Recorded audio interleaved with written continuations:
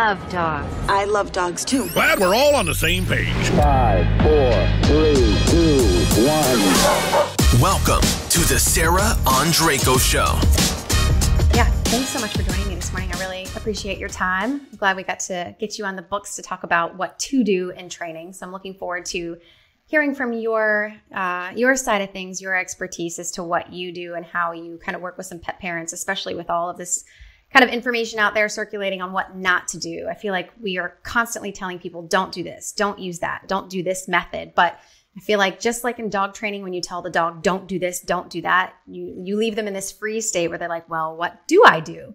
So I'm glad to have you on this morning to talk about what you can do in various different situations when it comes to not compromising the bond and the trust that you have with your dog, but also tackling some of these pretty severe behavioral issues that, we're used to seeing as behavior professionals in the industry. So thank you so much.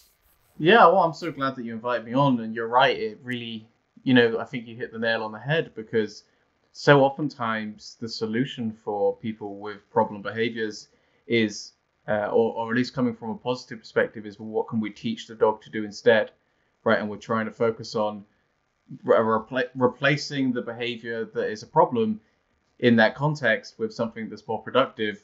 And I think that that's probably a good way to approach life as well. Instead of focusing on all of the things that you don't like, it's like, okay, well, how can we make things better? Absolutely. So you don't get stuck. You feel good about moving forward. And I feel the same goes for our canine companions. So I like that doing a lot of the yes and showing the dog alternative behaviors is very helpful. And I want to bring that point up very briefly as we get into this, is that it is important to give them an alternative, because they're going to exhibit these behaviors no matter what. They're going to feel the things that they feel. They're going to want to react based on their emotional state. So that's not going to go away. Even with behavior modification, they're still going to have those feelings. So we need to find something positive to do with those feelings, and need to know, most pet parents really need to know how to transfer that energy. It's not like, okay, we're going to cure this and take it completely away from the dog, especially in cases like, severe fear, anxieties, thunderstorm phobias, things like that. It's more about what can we do with this energy and how can we shift it in a positive way so the dog doesn't feel as stressed or doesn't feel the need to be reactive, that kind of thing. So, and you've been lucky enough to be featured on television shows. You have your own dog, your own dog podcast. So you get to talk about this stuff kind of frequently. What are some of kind of your go-to methods right off the bat? Client comes to you and they're experiencing, a particular behavior problem. And what is your initial approach in beginning that process with them to help them kind of dissect what's going on and look at some more modern techniques to help them deal with this problem that they're having with their dog? Yeah, absolutely. Obviously, when we're out and we're helping people with dogs, we come across all different kinds of problems, and there are so many different solutions to pretty much every problem you can think of, and plenty of them are valid, and a lot of it will come down to personal preference and what works best for that individual dog. But just to jump back to what I was saying previously, is like that concept in dog training, we call it differential reinforcement. Rewarding something different to what the dog is doing is like a common theme across almost every behavior problem. Oftentimes you're really thinking about, well, what can we get the dog doing instead? So for example, you mentioned fear there. I work with a lot of dogs that are aggressive because they're fearful. And even if with something as extreme as that, there's an element of rewarding something different to the aggression. So one really popular strategy for dealing with fear aggression is teaching the dog to pay attention to you around the thing that they're scared of, right? And oftentimes when you start going more into behavior problems which come from a place of emotion, then we have to deal with the emotion as well. So there's kind of an added layer on top. Because, for example, say that you have a dog that's pulling on the lead, right? There's not huge amounts of emotion behind that. Sure, the dog's a bit excited, but they're not scared or anything, really powerful like that. So we can just pay attention to, okay, well, let's reward them for being at our side, and that will solve the issue of the dog pulling on the lead. When it gets to aggression, you actually have to deal with the emotional component as well. However, we're really, really lucky with the way that animals learn, in that the element of differential reinforcement still works, except it kind of works for two reasons. it works for the original reason, which we were speaking about, which is we're rewarding something different to the aggression. But it also works because we're dealing with the emotion, because now what we're starting to do is play this game with the dog that is going to change how they feel about the trigger. So, for example, if we're using food and toys as a reward for the dog, and every time they see the trigger, we're rewarding them for paying attention to us again, we're starting to create this really strong positive association. Oh, wow, when I see the other dog, when I see the person, we get to play this game, I get rewarded, it's great. And instead of the dog getting to this point where they're trying to drive other dogs or people away from them, they actually get excited and happy about seeing the thing that was previously triggering aggression. And that's a process we call counter conditioning. It's actually changing how the dog feels about the thing that they're reacting to. So it's still really effective. It's just really effective for a slightly different reason. But understanding that concept of, or just getting into that mindset of, well, what can I teach my dog to do instead, is extremely powerful, because you can actually solve a huge amount of problem behaviors, but just by trying to think about that, what can I get my dog to do?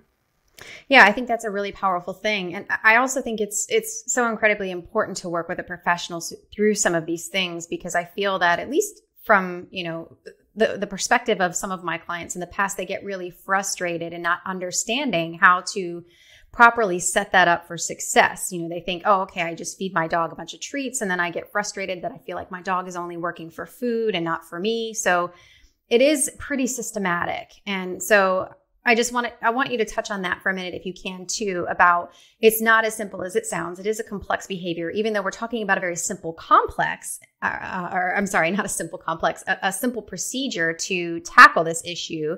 It doesn't mean it's necessarily easy, even though it's laid out simply. So, talk a little bit too about how a professional assists in that, and why it's not just as clear cut as it might sound.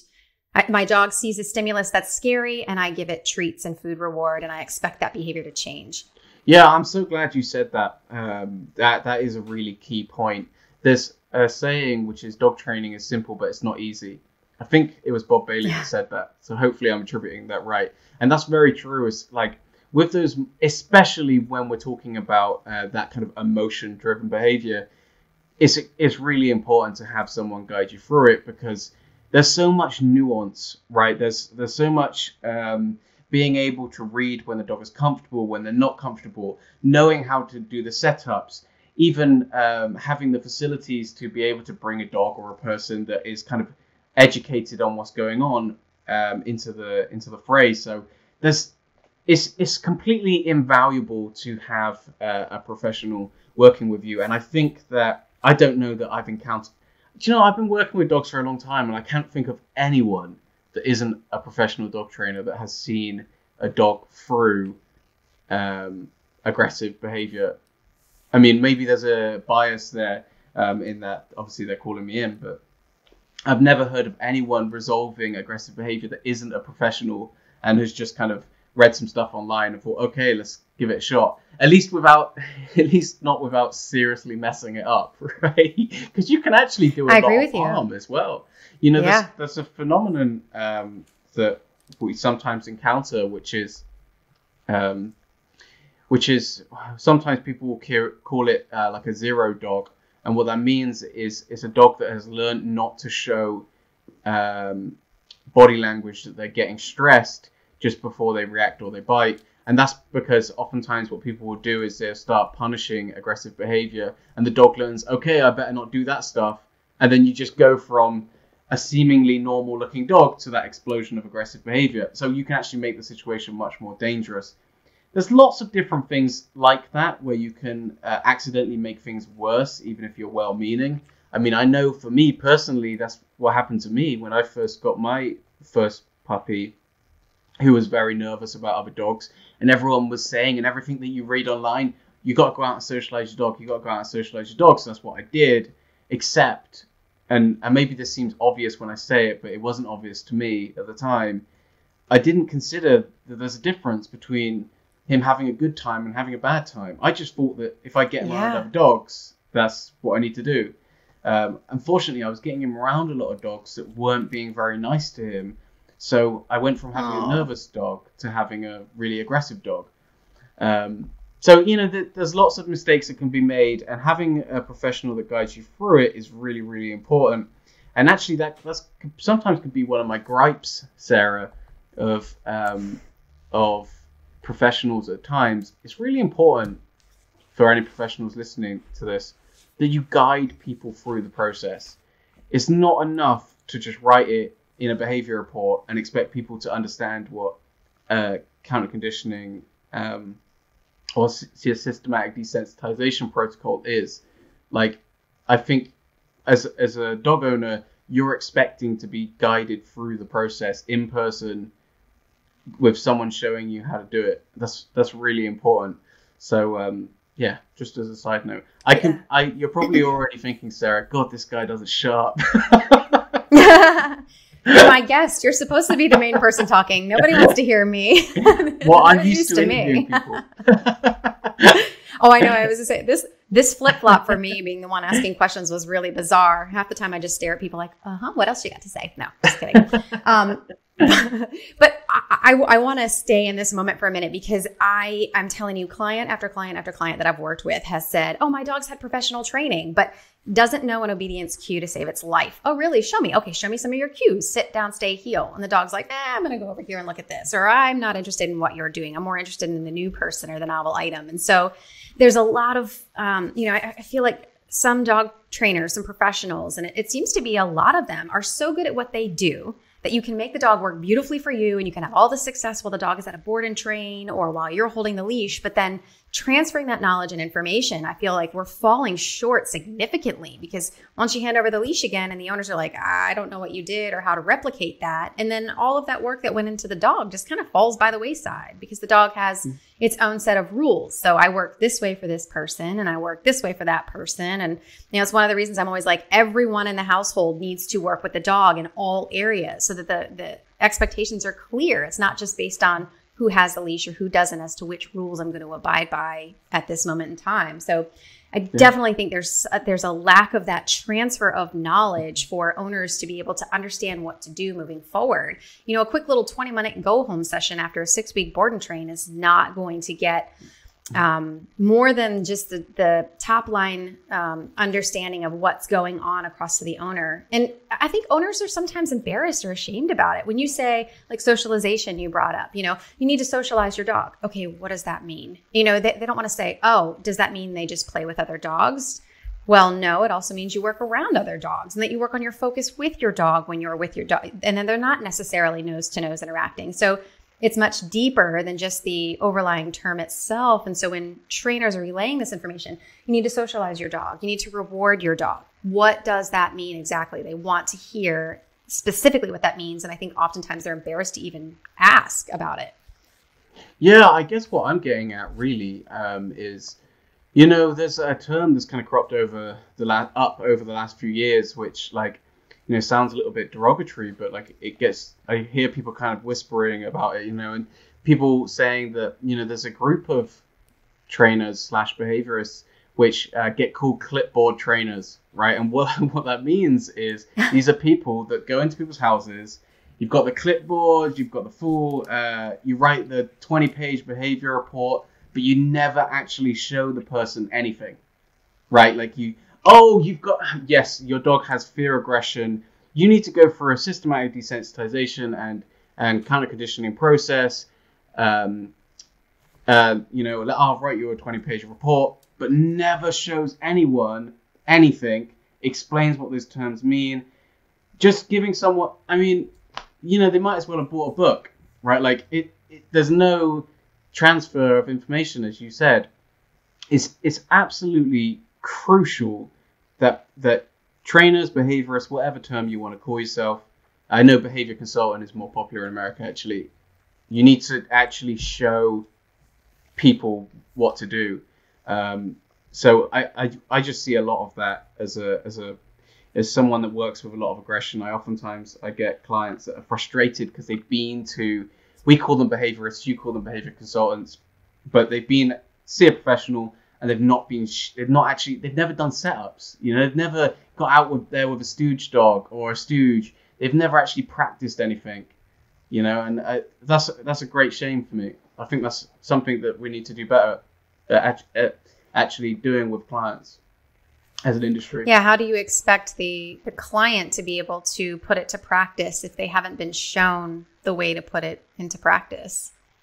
Yeah. Yeah, absolutely. Yeah, that's really important. And I do that all the time. I make sure, I might help people out in the beginning, but when I leave the session, I need to see that the client can do it on their own without any intervention from me.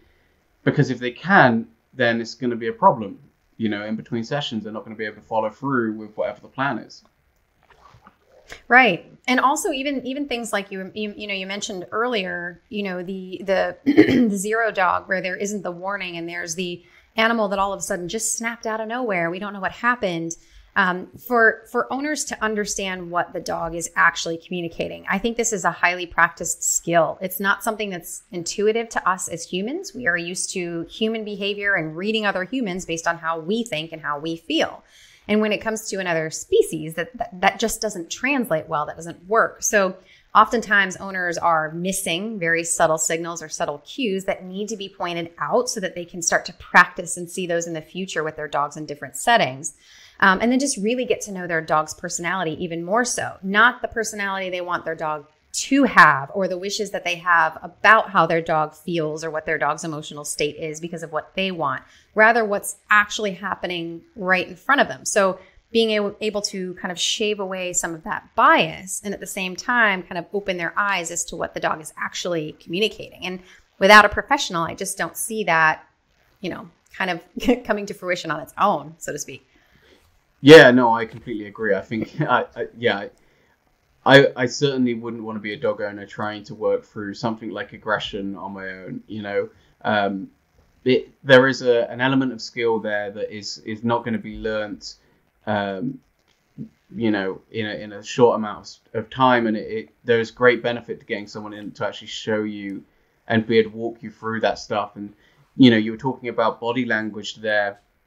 That's actually one thing that's really, really awesome to do on a session. When we start working with dogs that are aggressive, we try to notice the earliest signs of the dog working up that ladder of aggression.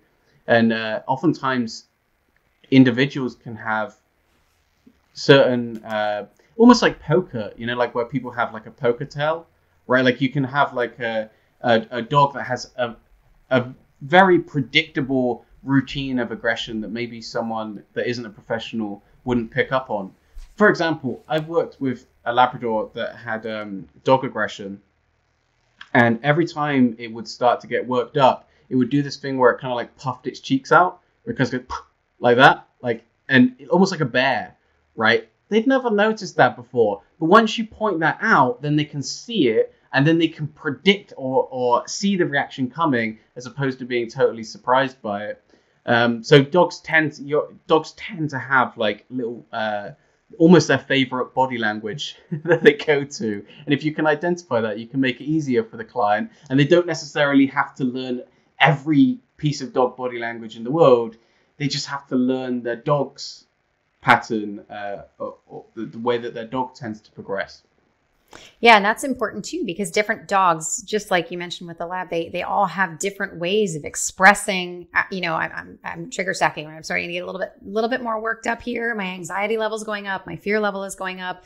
And so some of them are very subtle signs, and some of them are very independent from dog to dog to dog. So you're very right. Like you don't need to learn, universal signs and language. You just really need to focus on your dog as a pet parent anyway. Obviously, if you're a behavior professional or a trainer, you want to be able to see signs across the whole spectrum of different types of dogs and breeds and that sort of thing. But it makes such a difference to be able to read those cues to begin with, for sure. Yeah, there are things that are only learned for experience. Oftentimes I've had it happen many times where the client has noticed something that I've done, and it's like, oh yeah, do you know what? I didn't even I do that, and there's a reason I do that. But do you know what? I hadn't even thought of the fact that I'm doing that because I train dogs every single day, and I mostly work with dogs that are aggressive. You start getting into, you start developing behaviors that work well for you, And sometimes, like, that's part of the difficulty of being a coach, is realizing those little things that you do that maybe you don't even think about the fact that you're doing them, right? Like, for example, not approaching dogs head on, curving, instead where you approach indirectly, or standing still when a dog's reacting, or whatever, right? Like, there's lots of little things that you might do which you don't think to relay to the client. So that's one of the difficulties of being a coach. Yeah, things like unwanted affection too. One of the things that I see clients often doing is petting the dog when the dog wants nothing to do with being pet. It's not reinforcing, it's making the situation worse. And it's one of those things like, why is my dog interacting with you more than they are with me? You're the new person, which, there's a whole side to the novel stimulus there. But at the same time, it's like, well, what I'm not doing is things that your dog doesn't want to happen right now. I'm not, kind of invading that bubble. I'm trying to work off what your dog's motivators are, not what I think, would make me feel better, right? Kind of removing that human component from it. Yeah, that's a brilliant example. And another example where you really see the difference is when you're playing tug with a dog, or you're playing with some kind of toy with the dog. There's it sounds ridiculous, but there is a huge amount of skill that goes into playing with a dog well. And I know that sounds really stupid, but you see this with people that are involved with the bite work sports, because essentially they're just playing with dogs constantly, right? And so they get really good at it. But oftentimes when I try to encourage people to play tug with their dog, they do things like they get the dog's toy and they just kind of thrust it in the dog's face, and then I'll play with the dog. And how come he plays with you but he doesn't play with me? It's because of all those little details that you're doing that don't make the game interesting for your dog, right? So I try to help people with that by trying to keep it really simple. Like, there's things you can do to encourage your dog to play with you, like trying to keep the toy moving away from the dog, trying to keep your feet moving, because if your feet moving, you're actually probably doing the right thing, because you're going to be keeping the toy moving away. So there's all these. I was teaching someone how to teach their dog to let go during tug the other day. Right, and I did it. How I do it is I hold the toy as still as possible. The dog gets bored. As soon as they get bored, they're going to let go. I use the word I want to teach them out, and then the game resumes again as a reward. So I explained this to someone, I showed him it, and then he was doing it, and the dog wasn't letting go. And it was hard for me to notice, because it was hard for me to notice why the dog wasn't letting go. And then I realized he's still pulling. He's still pulling the toy out of the dog's mouth. So these are the subtleties. And as soon as you stopped putting any pressure on, the dog just let go straight away.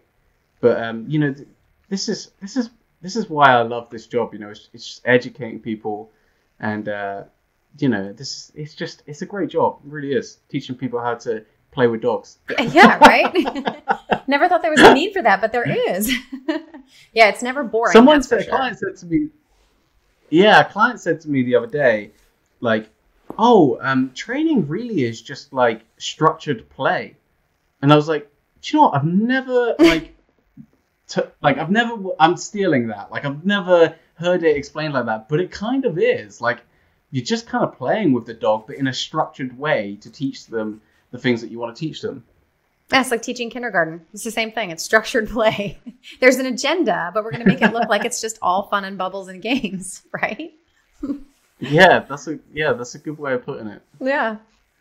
So you deal with a lot of aggressive cases, and I do as well. And I feel like some people are pretty intimidated by it, especially with using some of the newer modern methods that are out there when it comes to, not using a lot of positive punishment, and really trying to tap into the relationship with the dog, that mutual beneficial relationship. And that can be really challenging with some aggression cases. And also, just to touch on it, that aggression really isn't a blanket statement. And I feel like it has been for a long time. And luckily, we're starting to see this shift to where it's actually very specific and very divided. So let's talk a little bit about some of the aggression cases that you see and some of the methods that you use as far as your approach as to how you're going to try to help these dogs and help these owners through it. Sure. I think by far the two most common reasons for reactivity, I know different people call it different things, reactivity, aggression, all these labels that get applied to it. But the two most common reasons for that kind of barking, lunging on the lead and whatnot that we don't like are frustration. So dogs that just really want to go and say hello, but they're restricted by the lead and they get frustrated by that. Or the second most common reason I see is fear. So dogs are actually scared and they're actually trying to get rid of the person or the other dog, trying to get them to move away from them. In terms of the methods that I tend to use to get dogs over that, predominantly, I think the majority of cases we end up using look at me training, which is teaching the dog that when they see the trigger to pay attention to you, right? And we start from a distance the dog can handle, and then we gradually get closer and closer and closer over a series of sessions until the dog can be really close to the thing that is causing the aggression. And then we start to switch from thinking about how far we are from the trigger to thinking about time. How long can the dog spend around the trigger? So, for example, say that the trigger is another dog, right? Once we've broken down to the point where the dog can be next to the other dog, well, then we're going to do maybe 2-second sniffs, right? And then we're going to build up to 3, 4, 5 until the dog can spend time together. And usually at that point, we can also start working in desensitization, which comes in my training in the form of parallel walking. And what that is it is what it sounds like, basically. You start parallel to another dog, initially far away, and then you get gradually closer and closer and closer until you're able to walk the other dog with another dog. And again, that might take lots of sessions to be able to get there.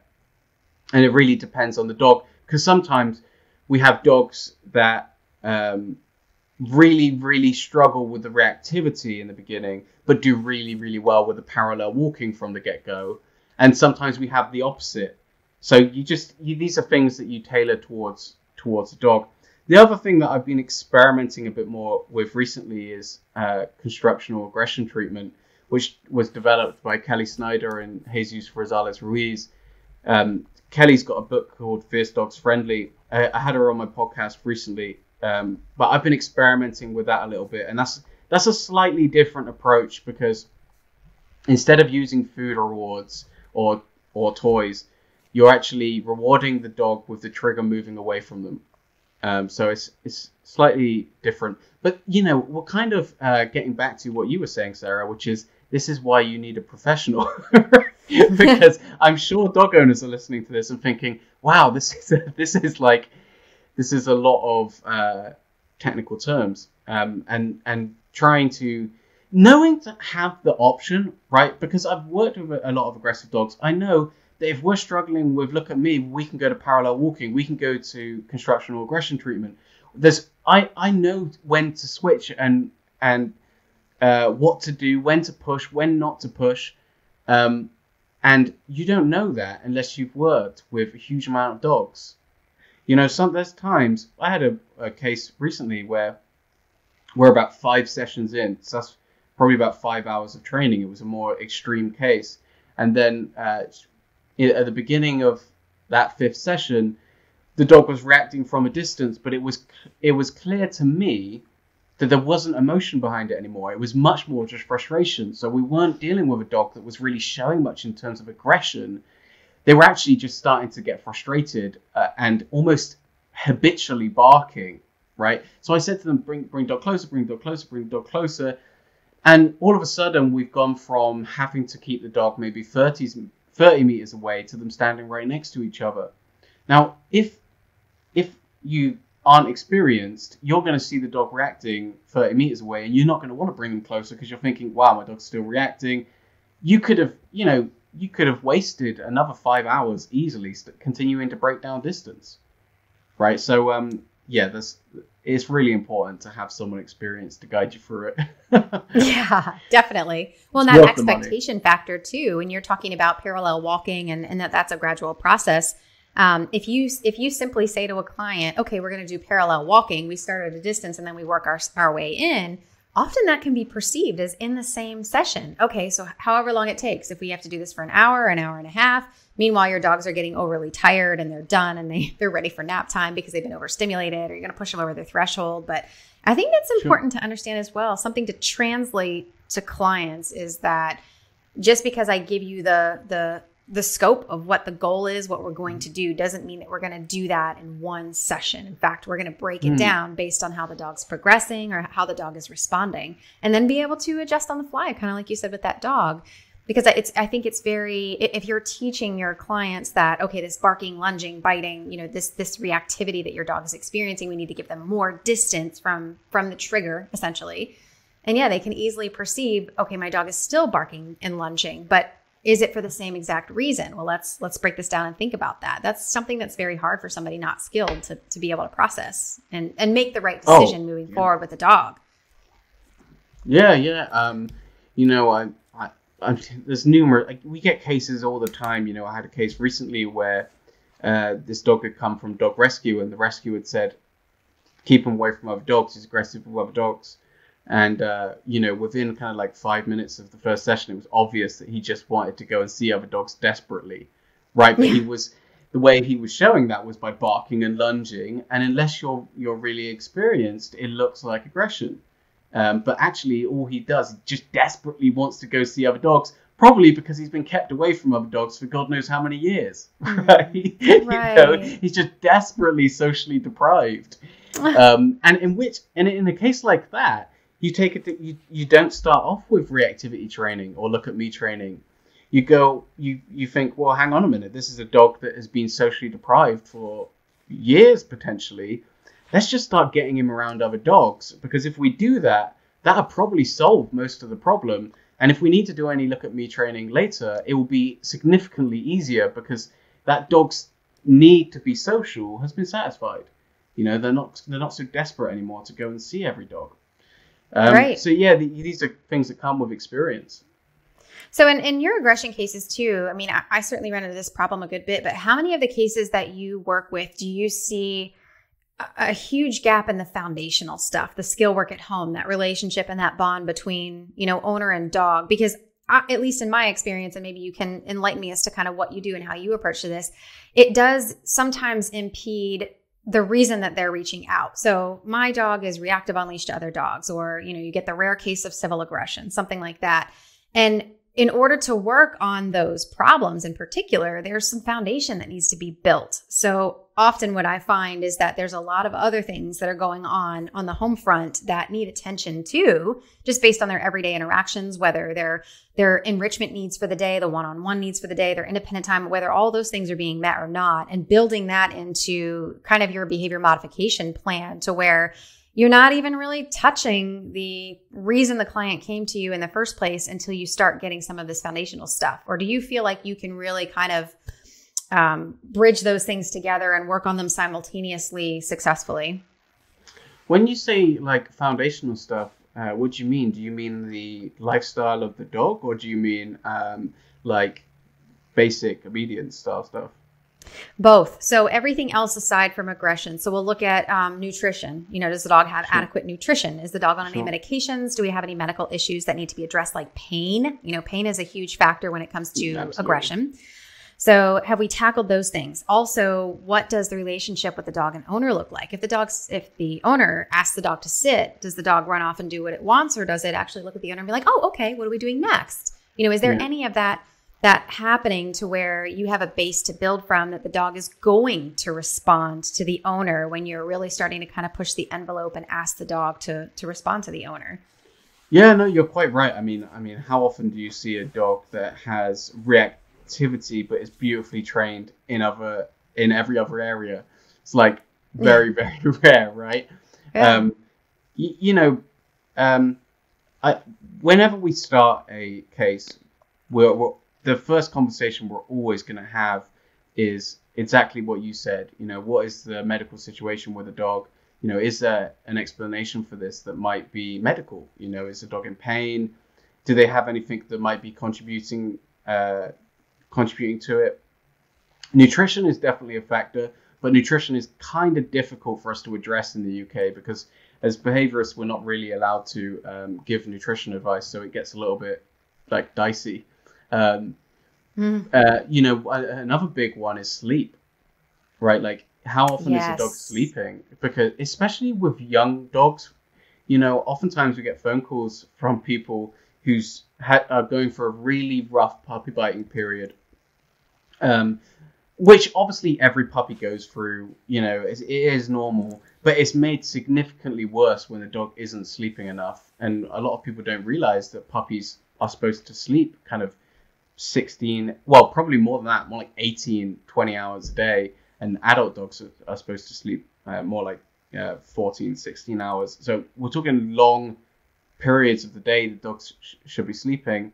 There are other environmental factors as well, though. Here's like a classic one, Sarah, would be maybe we have a reactive dog and, they're reactive on the walk, but at home they spend the entire day barking at people through the window.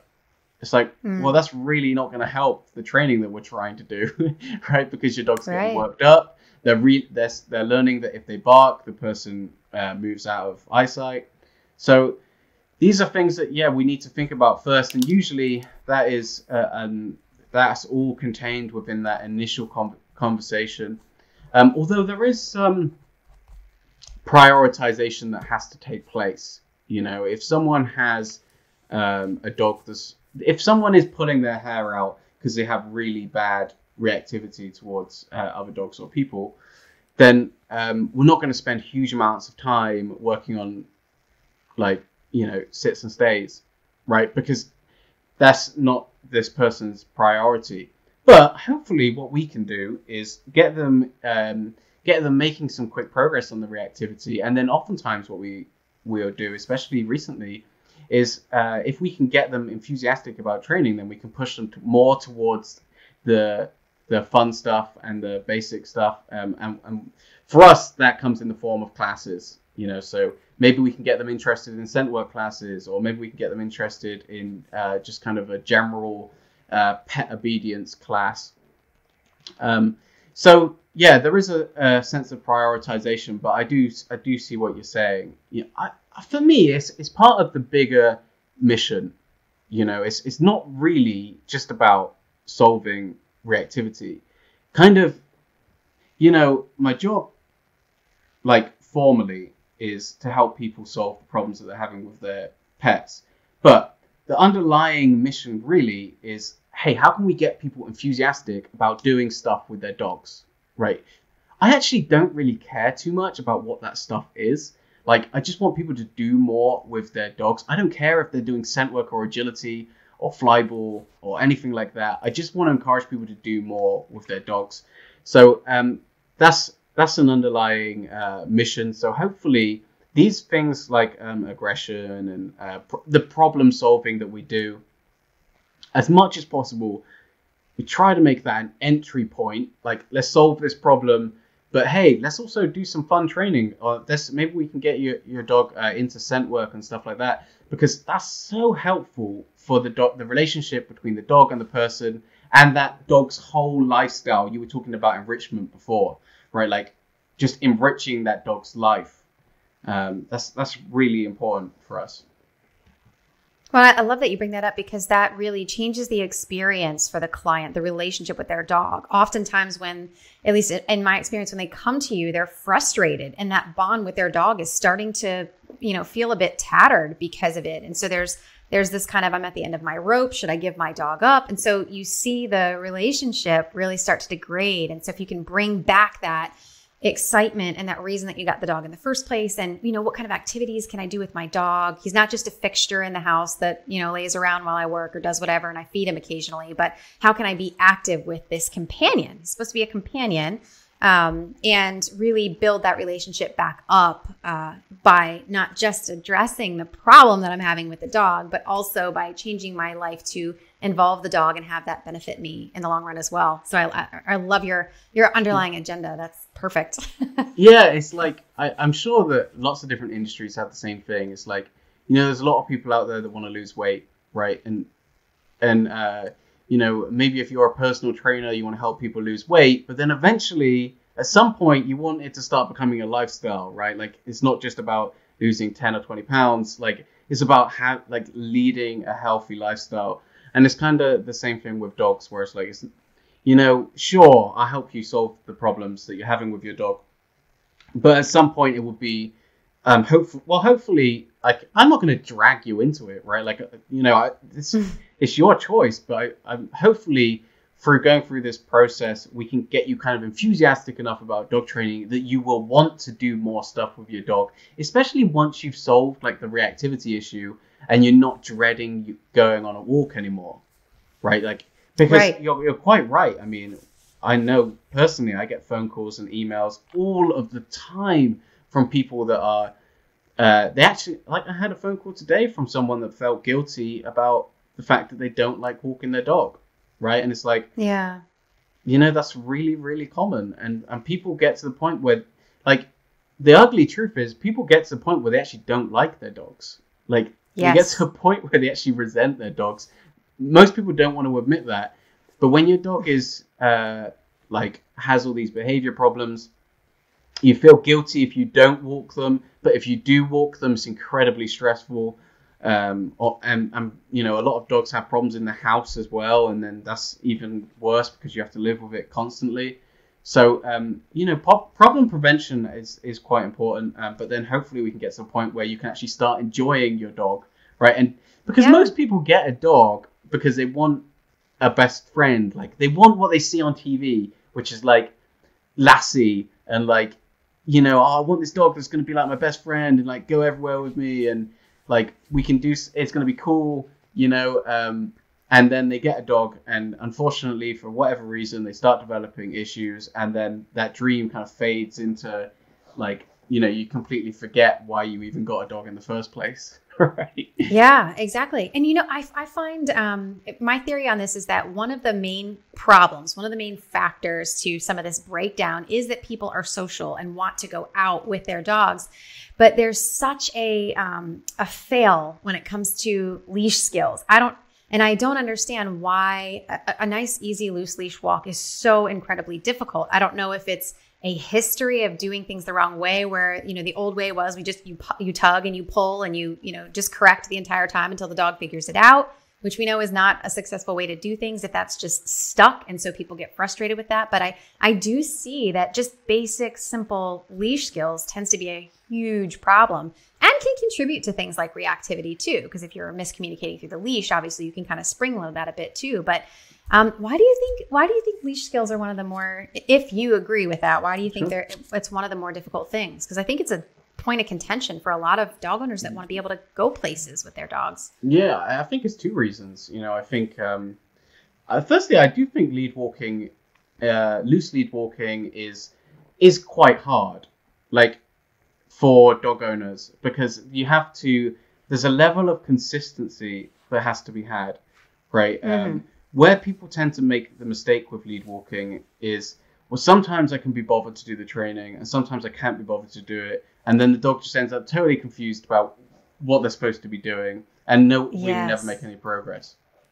The way to avoid that is to use different pieces of equipment. So, for example, if I connect the lead to the collar, then maybe we're doing some lead walking training. If I connect it to the harness, then I'm just going on a walk because I just need to get this done. Right. And then eventually we transition to the piece of equipment that we trained them on. And by the way, I'm not saying collar or harness or whatever. You choose whatever piece of equipment. That's just an example. And then the other. You're allowed to have your opinion on that. That's okay. Well, my opinion is harnesses for the majority of dogs, I would say. There are exceptions. But what I mean is people can choose their own preference for piece of equipment. The dog doesn't really care in terms of how they make that association for training. But the other reason I was going to say is just a lack of education about how to train your dog to walk nicely on the lead. Like, I see so many people that still do the old stop-start technique, the old red light, green light. And I know there's dog trainers that still teach that. And that's probably the most horrendously inefficient way to teach a dog not to pull on the lead there is out there. Like, you're relying on you stopping being a punishment for the dog. And you're relying on your dog figuring out that if they pull, you're going to stop, and they need to go back, and where they need to be in relation to you. It's so inefficient. It's unbelievable. I mean, that and the lead correction technique you were explaining, both of those are just horribly inefficient, really inefficient ways of training dogs to pull on lead, to not pull on lead. So I don't think there's a huge amount of good information. I haven't seen a huge amount of good information on how to teach dogs to loose lead walk. I've kind of got my own way of doing it from over the years, but the closest or the best tutorial I've seen out there online is by, I'm probably going to pronounce her name wrong, but it's Bina Lunza, and she has a YouTube video called "Help My Dog Pulls." I think that's it. Which is the best tutorial I've found online for free. But there's just so many crap techniques out there. It's just unbelievable. But like to say here's a bit of a horrible story though, Sarah. My brother just got a dog, and he asked me to meet up with him to show him how to train his new dog. And when I met him, he had his dog on a harness, and he's doing all these leash corrections. And eventually, I'm so used to just coaching people that do all this kind of stuff that I generally don't bring it up straight away. But after a few minutes, he goes to me, like, "Nick, are we allowed to swear on this podcast, by the way, Sarah?" Yep. Okay. Okay. He says to this me, one's not made for kids. It's all professional. Okay. He says to me, like, "Nick, should I be doing this? Because I feel like a dick. Like, I feel like I'm being a dick when I'm, like, giving my dog corrections all the time." And I was like, "Well, why are you doing it?" And so, "Well, I'm trying to stop him from pulling. And here's the horrible bit." And he goes, "And I remember you used to always do this." Like, when I thought this was what you did, because I remember you used to always do the leash corrections with our first dog. So, like, you know, it was kind of a bit sad, really, because, like, I've come a long way since then, but that was what he remembered. Oh my goodness. Yeah, we all have. Don't worry. We all have those moments. I have some pretty embarrassing ones myself where I'm like, I did do that before. Yep. I've done that. Yeah, that's when he's remembering when I got my first dog, and, you know, I used to do so much wrong with him. I know you wanted to talk about TV dog training at some point, Sarah, and it's like, you know, my first influence was Cesar Millan, the Dog Whisperer. I went mad on that show, like, was like a super fan. And then, you know, and then I was kind of surrounded with, actually, even though I wasn't interested in gun dog training, like, all the people that I kind of connected with were, like, really old school gun dog trainers. So that was where I was told to do it. And regardless of your viewpoint on, like, whether you want to, you know, like, the trendy term now is, like, balance, whether you want to be a balanced trainer and use punishment in your training, or, like, or painful punishment in your training, I should say. Regardless of your viewpoint on that, leash corrections to teach lead walking are, like, horribly inefficient. It's up there with, I see people online, Sarah, this just drives me, like, I have no idea what these people are doing, trying to teach dogs to go onto a platform with an electric collar. It's like, that's the stupidest thing you could, like, beyond, like, forget ethics. Let's take ethics out of the question, right? Like, no matter what your ethics are, it's just a stupid way of doing it. Because you can teach a dog to get onto a platform in, like, 2 minutes with with reinforcement. You know, and it's the same thing with lead walking. When you have methods, when you have there aren't many lead walk, or online, we're not seeing a lot of lead walking methods that are reinforcement based, but the ones that are reinforcement based are far more effective. Like, regardless of your viewpoint on punishment or anything like that, they're just more effective. Because it's really hard for the dog to understand the concept of they have to be next to you. And here's, like, I noticed you used the word loose leash walking, Sarah, so I'd be interested in your opinion on this, because I always find it much easier to teach the dog to walk to your side than the concept of a loose leash. Yeah, I completely agree with that. And I usually start with a heel And then I let it progress from there. But kind of my rule of thumb is that the dog, honestly, it totally depends on what the goals of the owners are, right? Most of the clients that I deal with aren't looking for that showmanship, tight, super focused, heel. Yeah. That's perfect. And that nose never moves past the knee. So for me, if that's your goal, okay, great, I can teach that too. But I do start with the heel because I always want that to be a default for the dog. So if the dog's ever confused about whether it's in the right position or not, I like them to default to that side heel position or side on the right side, depending on what the owner wants. But when it comes to a loose leash walk, at least for me, my rule when I'm walking with my dog, if they're not in a heel with me, under specific direction, is that you can gaze about, you can sniff, you can kind of do your thing as long as there's not tension on that lead. So I like to teach my dogs a lack of tension means we're all good, right? Mm-hmm. And anytime there is tension, I want it to be as quick as possible so that they don't become conditioned or numbed to that tension, so to speak. And then you kind of get in that tugging war back and forth with the dog.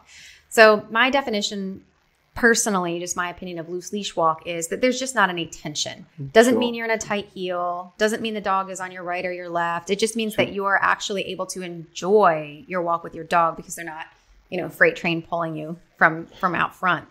Yeah, I think it's Susan Garrett that has this like concept called the reward zone, which is where you reward the dog for being at your side. And if you reward the dog for being at your side a lot, then they, like anything you reward, it happens more often. And most people tend to like the dog being near them. So when we do lead walking training, actually, I always tell people, always reward kind of like, it depends on the height of your dog, but like, it's usually kind of like right next to your knee, right, or like it's right next to your leg, essentially. So you're always rewarding the dog for being where you want them, because one thing that you can, which people that teach competitive heel work stuff will know, is when you start rewarding the dog in front of you, you get what people call crabbing, which is where the dog starts walking sideways, expecting the treat in front of you. Anyway, we're getting into geeky technical dog training stuff now. No, it's great. It's perfect. But I do like that system. I use that a lot. And it's one of the reasons I use a hands-free leash a lot. Like I put a hands-free leash on almost every client that I work with. Yes, because clients are always, grabbing and pulling and holding and just really overusing the leash. And so taking that out of their hands, which is completely uncomfortable for most of the clients that I work with, they're like, wait, I'm not holding anything, allows you to actually use the proper hand. And I say proper just because it's easier to get the reward in the place where you want it for the dog. And you can also kind of hack it a little bit to where you're turning back and forth in a way that the dog automatically lines up with where you want it. So you can reward right at that instant in that position.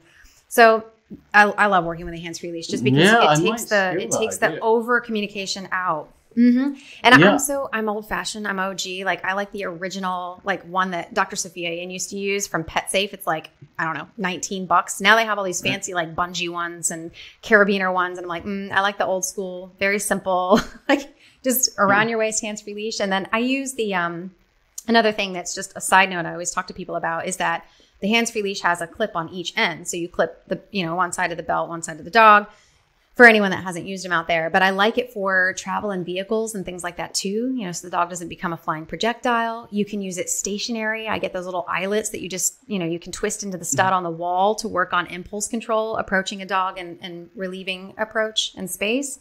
But yeah, I use those for a lot. I definitely use it for loose leash walking quite frequently because it just takes some of that misconception of what they should be doing with their hands out of the equation and makes reward systems a little bit more timely and easier for the client. Yeah, that's a really great idea, Sarah, and I'm definitely going to give that a go because I do find that people struggle with what to do with their hands and trying to do multiple, just the coordination of it all.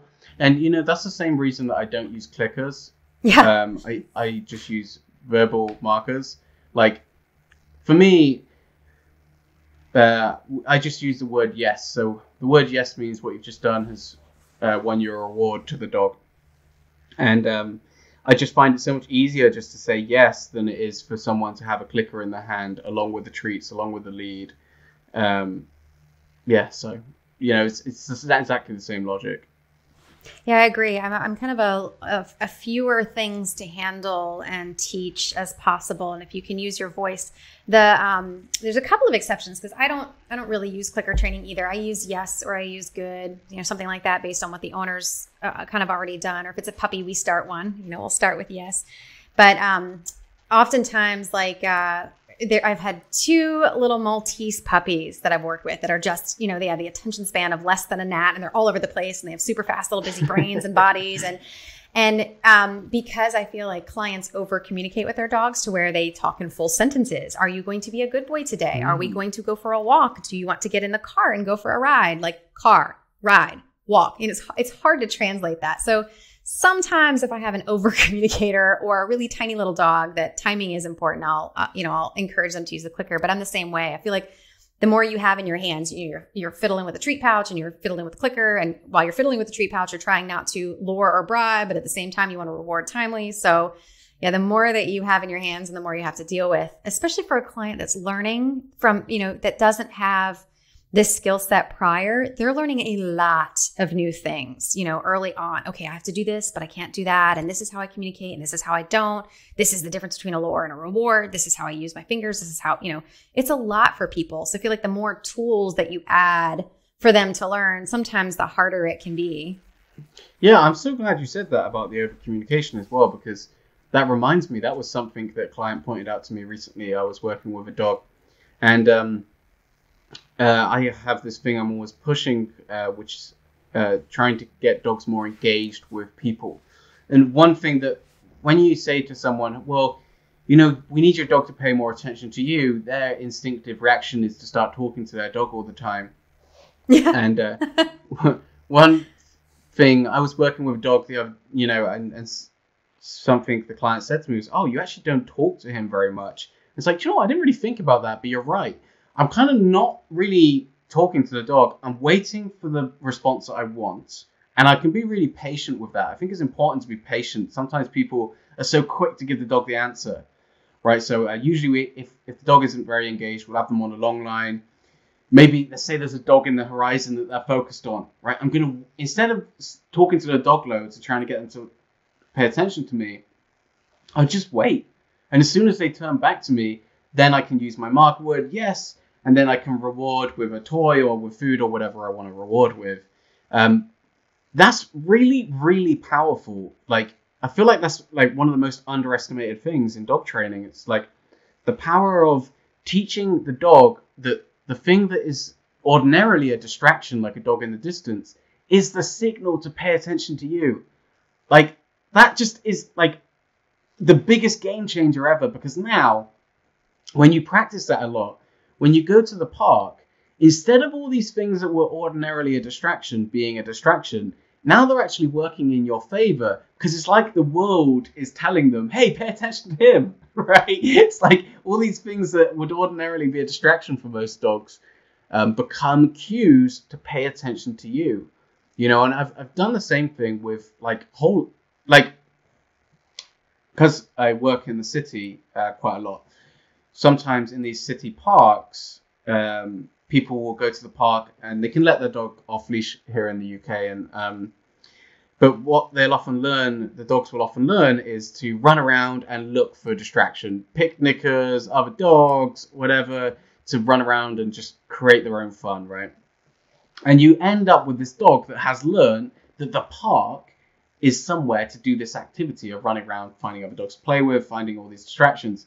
So we just flip that on its head. So we take the dog into the park, and the moment we cross the threshold, we start doing exciting things with them. Maybe we start rewarding them for paying attention to us. We start playing games with them.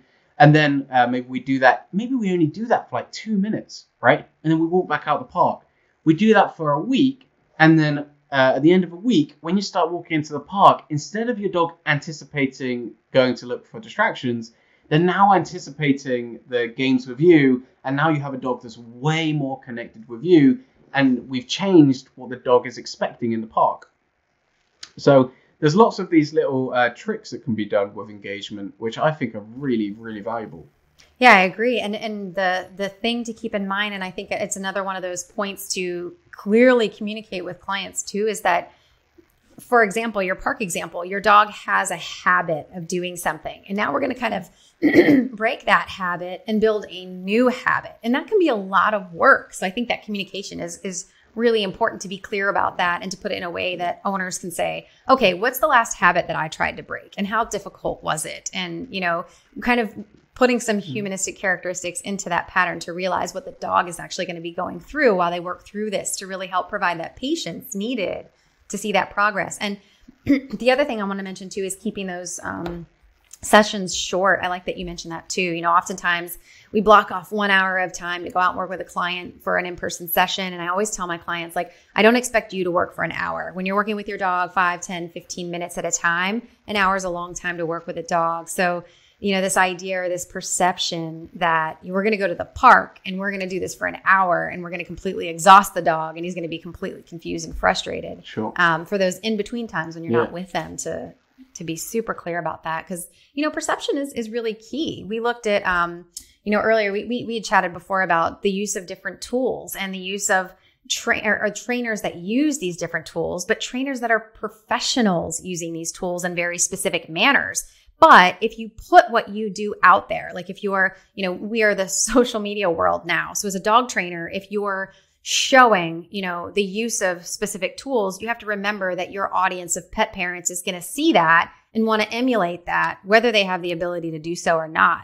So I did want to talk about that a little bit because in regard to perception, as we were talking about, what's going on and what we're conveying to the client, I get really worried. I get worried when, trainers, it's just fun. You're showing what you're doing. You're throwing your job up there so other people can watch and follow you and keep up. But you're also showing methods that are meant to be used in very specific ways under the guise of very professional training under skilled people. And then if you have owners emulate that, you can create real problems with your dogs, Yeah, I think that there's a real lack of content around resolving behavioral issues positively. You hardly ever see any content around that. So, we definitely put out some content. Well, I did before the lockdown, put up some content working with an aggressive dog in a positive manner. But you're right. I think that a lot of the content that you do see out there is doing that in ways. To be honest with you, I just think a lot of it is very unethical. It's the way that, everyone has their own ethics, and this is the problem. But my ethics, subjective ethics. Yeah, my ethics are I don't believe in using fear or pain to motivate dogs. And that pretty much guides everything I do. So that's why I don't believe in using electric collars, prong collars, all of that kind of stuff, because those tools work through delivering. As much as people want to deny it, it works by delivering pain. You can call it discomfort. You can call it whatever you want. The fact is whatever. It's something I'm not comfortable with. So yeah. I think that I don't know if this is what you were saying, Sarah, or if maybe if you're disagreeing here, but I think there should be more content showing how to resolve behavioral issues positively. And that's not to say that if you have an aggressive dog, you should go and emulate that. But I think when there's only one voice out there, when you search into YouTube aggressive dog training and all you can find is prong collars, electric collars, leash corrections, then you're going to think that's the way to do it. So I don't know if that's what your view is on that. Yeah, I think it's important for people to understand that there are alternatives. You don't have to always do things this way in order to get these results that you're seeing on somebody's social media platform. I'm sure you've probably heard the term shock and awe before, because there's a lot of suppression of behaviors that comes with positive punishment. And I think that's really important to highlight. And most people don't even understand what positive punishment really is from a pet parent perspective. So the more education, the more content we can get out there about what some of these alternative methods are that aren't going to cause suppression of behaviors, rather than actually tackling kind of the root of the problem and the emotional state of the animal, kind of getting out of that old mindset of you're just going to do it because I'm telling you to do it. And that's all there is to it. There are consequences if you don't do what I tell you to do. And it really is a shame because I feel like it degrades the relationship between the dog and the client. I mean, I really feel sad for, the degradation of that, to where you go from, really loving your canine companion to now your dog doesn't trust you, or your dog isn't responding to those type of things. So I definitely think showing these alternative methods is critical. And I'll tell you, I've been criticized in the past too for not putting more of my methodology on my own YouTube channel. And my response to that is kind of, I'm not here to entertain you. I'm here to educate you. I'm not an entertainer. I do things from an educational perspective, but there's also a reason to that too. And our job, in my opinion, as behavior professionals or dog trainers, is to make the situation better, not worse. So if I have a dog that's incredibly fearful of strangers and I bring a cameraman with me and we're in their face and we're focusing on filming, I'm not making that situation better. I'm making that situation worse. So I feel like there's a bit of a difficult balance there, to where you can actually get footage and show some methodology without compromising your behavior modification plan as well. I'm not going to do anything that I feel is going to, potentially slow down the progress that I'm going to make with a dog. So herein lies the balance. Yeah, you're right. We need to get more information out there and show what we're doing, not expecting our audiences to emulate that, but letting them know that there are alternative methods. In fact, there's a lot of alternative methods that the dogs can find a lot of enjoyment and a lot of fun in as well. Now, I will say, I'll buck you on one thing. E-collars, in this, again, this is all opinion. This is all subjective, and no one has to agree with me. I don't care. But I have seen positive use of stimulation collars in the past. I specifically trained a deaf dog years and years back on one. But the problem I find is that the majority of dogs are not responding to e-collars or stimulation in the way that we are perceiving that they might. One of the things I hate hearing people say, literally just, it's like pet peeve, is go ahead and put that prong collar on your own arm or your own neck and yank it and see how it feels. See, it's not that bad. And I'm like, oh man, that's not really how that works. First of all, dogs' necks are way more sensitive. They even have less cell layers on their necks than we do. And, the list goes on, but there's all these different excuses for these different things. And I think really pushing across these alternatives is important. But again, I've seen positive use of them. At least I feel, from what I've seen from the dogs, getting excited, getting ready to go, being happy, and not delivering something that's painful, but rather more of a tap. And having an actual association with that the dog understands and knows, like training in a recall from long distance. The tap is the same thing as me yelling at you at the park from across the way, hey, come, But unfortunately, even though I'm okay with that type of training, I don't see that happening. Very few and far between do I see trainers actually using it in that regard. What I see is, you did something I don't like, boom, I'm going to hit the stimulus. Or I'm going to hold the stimulus down and shock the hell out of you until you stop doing what I don't want you to do. You're barking excessively, so I'm going to hold it down and wait till you're done, and then I'm going to alleviate that that punishment to reinforce your behavior of stopping that. But yeah, I worry about how much is out there that is very much positive punishment based, where people think they're seeing results from that, but in reality, it's not necessarily fixing the problem or being used in a way that the dog feels good about it or is in a positive emotional state during that process. Yeah, I'm really glad that you're honest about that as well. I think it's really important to be honest in this community. I think that there's a lot of dog trainers that the way that they talk and they speak about what they do and what they actually do are very different. So I'm glad that you're honest about the deaf dog situation.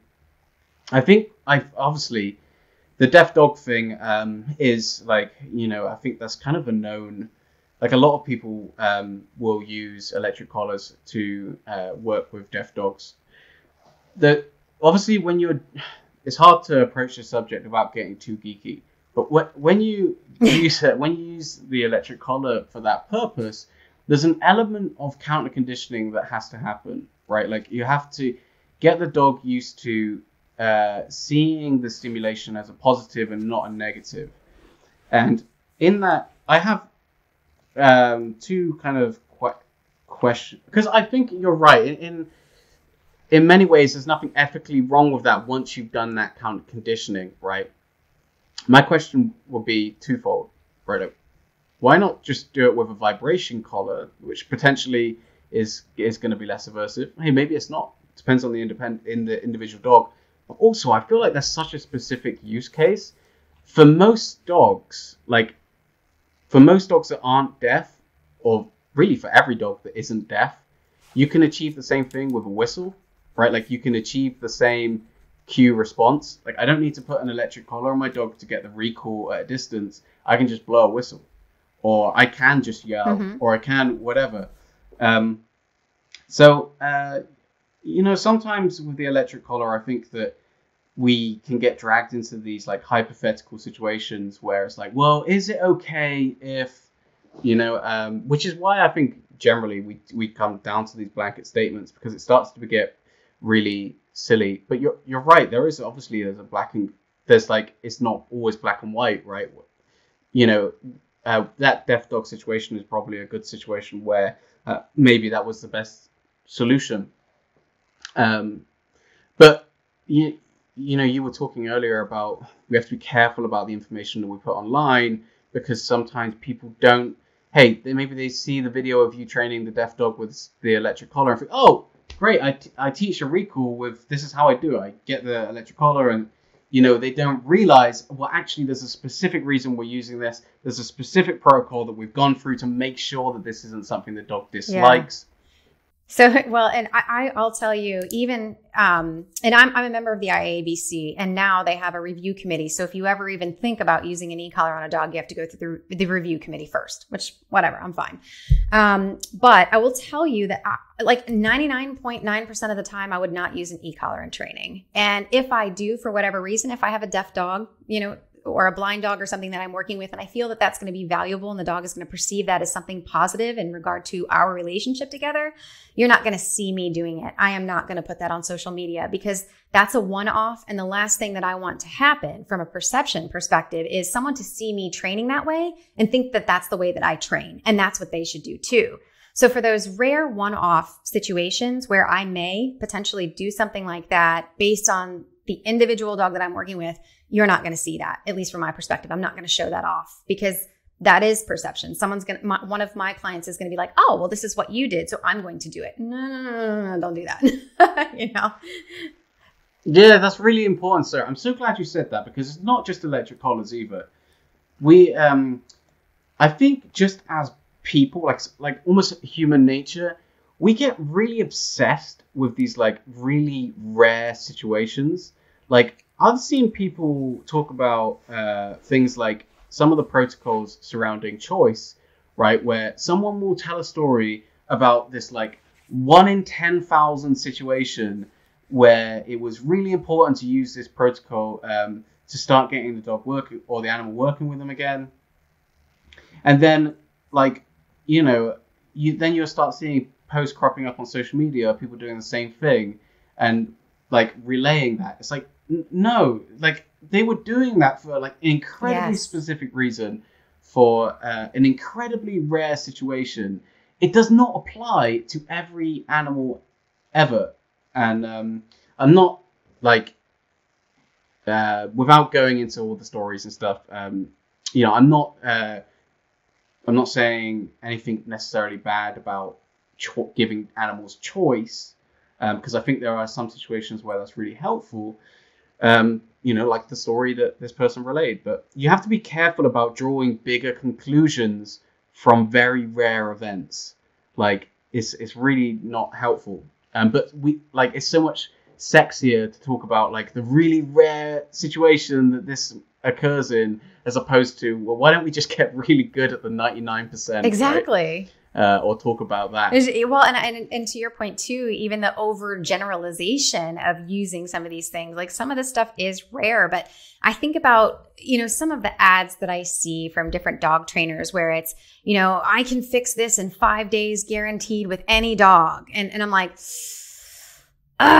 something tells me that you're using a method that's going to, again, suppress a behavior or show something that's not really happening, or just kind of use a Band-Aid fix to slap it on there for that awe factor. But you just can't generalize like that. Every dog is individual. They have independent motivators, different likes, different dislikes. And until you actually get to know a dog, which I'm sorry, you can't do that in a 5-day period. Like, successfully anyway. If you feel like proving me wrong, whoever's out there listening, let's see it. I'm always open to new ideas and new thoughts, but it's an overgeneralization. And I think a lot of that comes from methodology. If you are the type of trainer that has one specific thing that you do, whether I e-collar train every dog or I clicker train every single dog, I feel like there's a lot that's being missed when it comes to the individualism. So in not overgeneralizing and feeling like you have to do, you know what, I use this method, you know, on 3 dogs and it worked successfully. So now I'm going to use it on every dog. I don't feel like that helps you evolve in your practice at all. I mean, what's your opinion there? Yeah, no, I do agree with you. I think that there is individual variety, and you know, I think it was Ian Dunbar that spoke about, like, he wrote this blog post and he was talking about how most dog trainers really need to know 2 or 3 ways of dealing with every problem, and I think he got a lot of stick for that. But I think there is, like, I think the truth is somewhere in the middle, where it's like, you need to, like, we shouldn't deny that the majority of dog training is probably done in very, like, every dog trainer has their way. Like, you have your way of teaching loose lead walking, right? I have my way of teaching loose lead walking. I bet you use that way of teaching loose lead walking to 95% of your clients, right? Like, there isn't a huge amount of variety. And the same is true, I think, of behavior problems. I think with behavior problems, you will use the same methods for the majority of your cases. For me, the thing that changes is the order in which we use them. That changes quite a lot.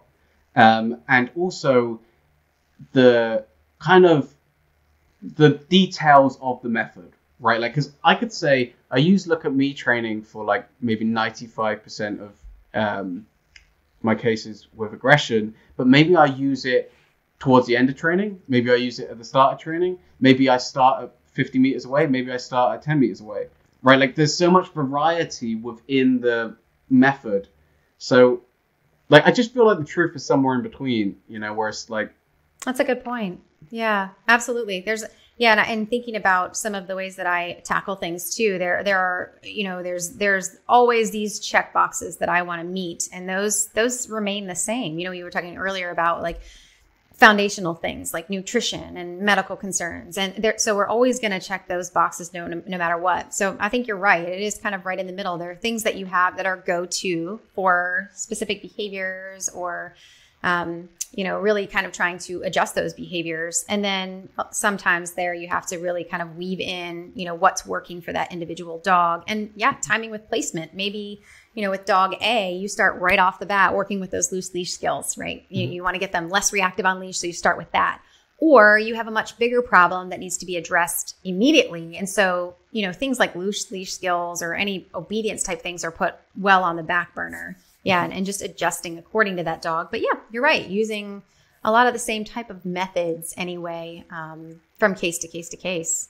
So, yeah. Oh, and speaking of methods, I didn't actually answer your question in regard to conditioning when it comes to e-collars. Sorry about that. But you mentioned counter conditioning, and actually I look at it from a classical conditioning perspective. So with e-collar, and again, not to encourage use of this, but the way that I do it is the same way I muzzle train. So when that Amazon package arrives with my Baskerville muzzle, the dog gets to be there as I'm opening it, as I'm excited about it, and I'm pulling it out, and they're getting to sniff it too. So right off the bat, I start building in that positive association with that collar. That collar comes out, we're going to have some fun. So hopefully there is no necessarily counter conditioning. I mean, right? There's no emotional state to change about it. So I like to start kind of from a classical perspective, but also if at any point in time I feel like the dog is uncomfortable with it, brakes are on. I'm going to stop. But then also to your point too about using vibration versus stimulus, I've seen a lot of dogs find vibration to be very aversive. So that's where I go back to kind of the individual dog. I worked with one client that had predatory behavior issues with their dog, and they could, you know, I was really sad to hear that this happened, but they could shock the hell out of it all day and the dog didn't care. But if you hit that vibration button, the dog was like, oh, you know, and you could just see it completely collapse into itself. So I'm just careful about using anything aversive in general. So if the dog responds well to it, great. Okay, we'll keep moving forward. If they don't, I shut it down altogether. But yeah, that's why I kind of went back and forth with that. No, you make a very good point. And also, I think this comes back to the thing of we can't decide what is rewarding for the dog and we can't decide what is punishing for the dog. And oftentimes we make general statements like, well, chicken is better than kibble. But, you're probably going to come across some dogs that prefer kibble, right? Like, yeah, they're more... Or have chicken allergies, right? Right. So, like, that's where the individual stuff becomes important. Yeah, but TV dog training in general, I think that we really should try to support those that are trying to put positive training out there. And even, with regards to I think the behavior stuff is especially important because there's still a lot of people that think that you can't resolve things like aggression with positive methods. So I think it's really important for people to show that you can. And that shouldn't be seen, although I do understand what you're saying, Sarah. I know that there are people that will. It shouldn't be seen as, okay, go and replicate this, right? Unfortunately, there are people that will, but I'd rather, even though that's not ideal at all, I would rather them be going out there and doing parallel walking with their dog than going out there and, shocking them or pulling them on the lead or whatever. Obviously, my best case scenario is they go and find a trainer or a behaviorist that can actually, guide them through the process. But, we can only control the information that we put out there. So... Yeah, I agree. But how do you make that sexy to the networks? They seem to love these stories of, here's the family story and here's what's going on. There's not really any methodology in it. There isn't any, we did this and we did that. And this is how we had systematic desensitization and this is what that looks like. People are interested in that story. It's like posting the cute puppy picture versus the informative thing. So when it comes to,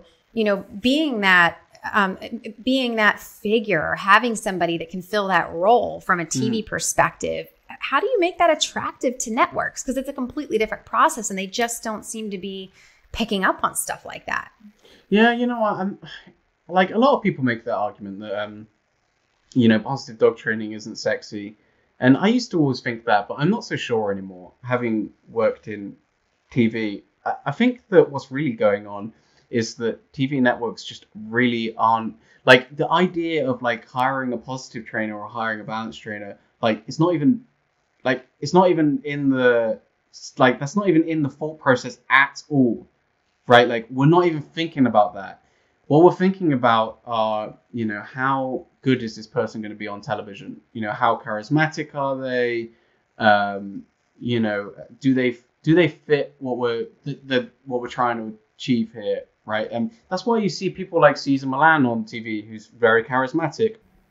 Yes. Or you see people. He's a character. You see people that have these weird niches, which are really hilarious if you're not involved in reality television. Of like the dog trainer that wears the full suit.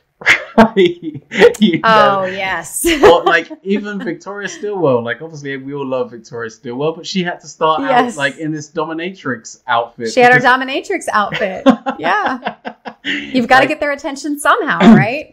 This is reality television, unfortunately. And obviously we were talking, Sarah, about the new show, which, he's got this whole backstory of like, I'm from this deprived area and, I'm a minority involved in dog training and all of this. So like, he's got his own story.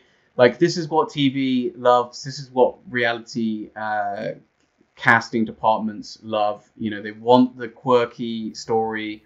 I don't think that they really think about positive versus balance training. They're just looking at personalities. So something that'll resonate with people, but it doesn't do anything for setting an example. Yeah, I do. Do you know what? It's weird for me though, because obviously we will see how the networks react to. Do you know what? I think maybe I just had it good because we've seen backlash to so many dog training television shows, and that hasn't seemed to get shows cancelled.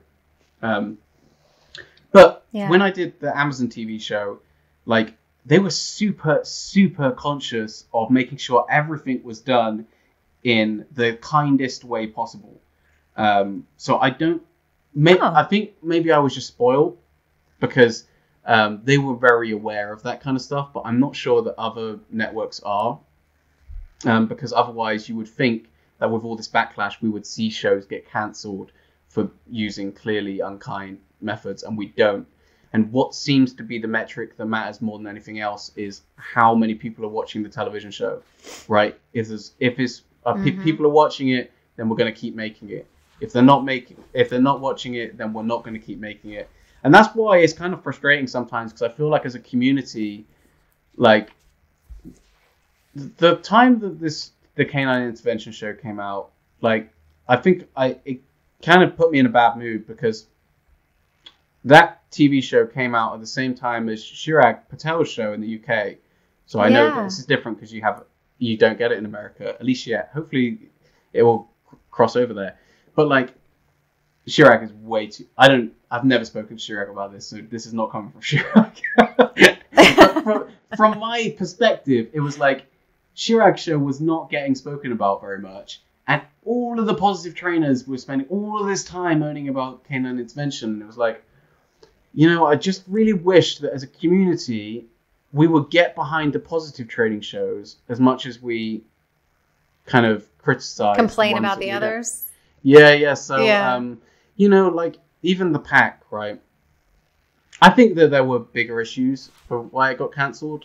I think that it came down to they were trying to do some restructuring of the whole reality TV department. So we're kind of a victim of that anyway. But, if it was a show that was hugely, hugely popular, I don't think it would have been cancelled. Like we did make an awesome TV show, but unfortunately not enough people watched it. That's just the harsh reality of it. So hopefully if we can, I want to put more of a spotlight on promoting the stuff that we really like, and encouraging people to do make more content.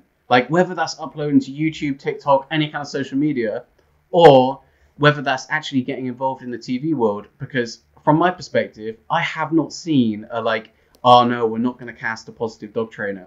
What I've seen is they want people that are interesting, that are charismatic, that have some kind of personal brand, and preferably have a social media following already. So if you do want to... so they can tap into that. Yeah, so if you want to lead the charge, then don't be discouraged. Don't think that because you're a positive dog trainer, you can't be on television, because I think that you can.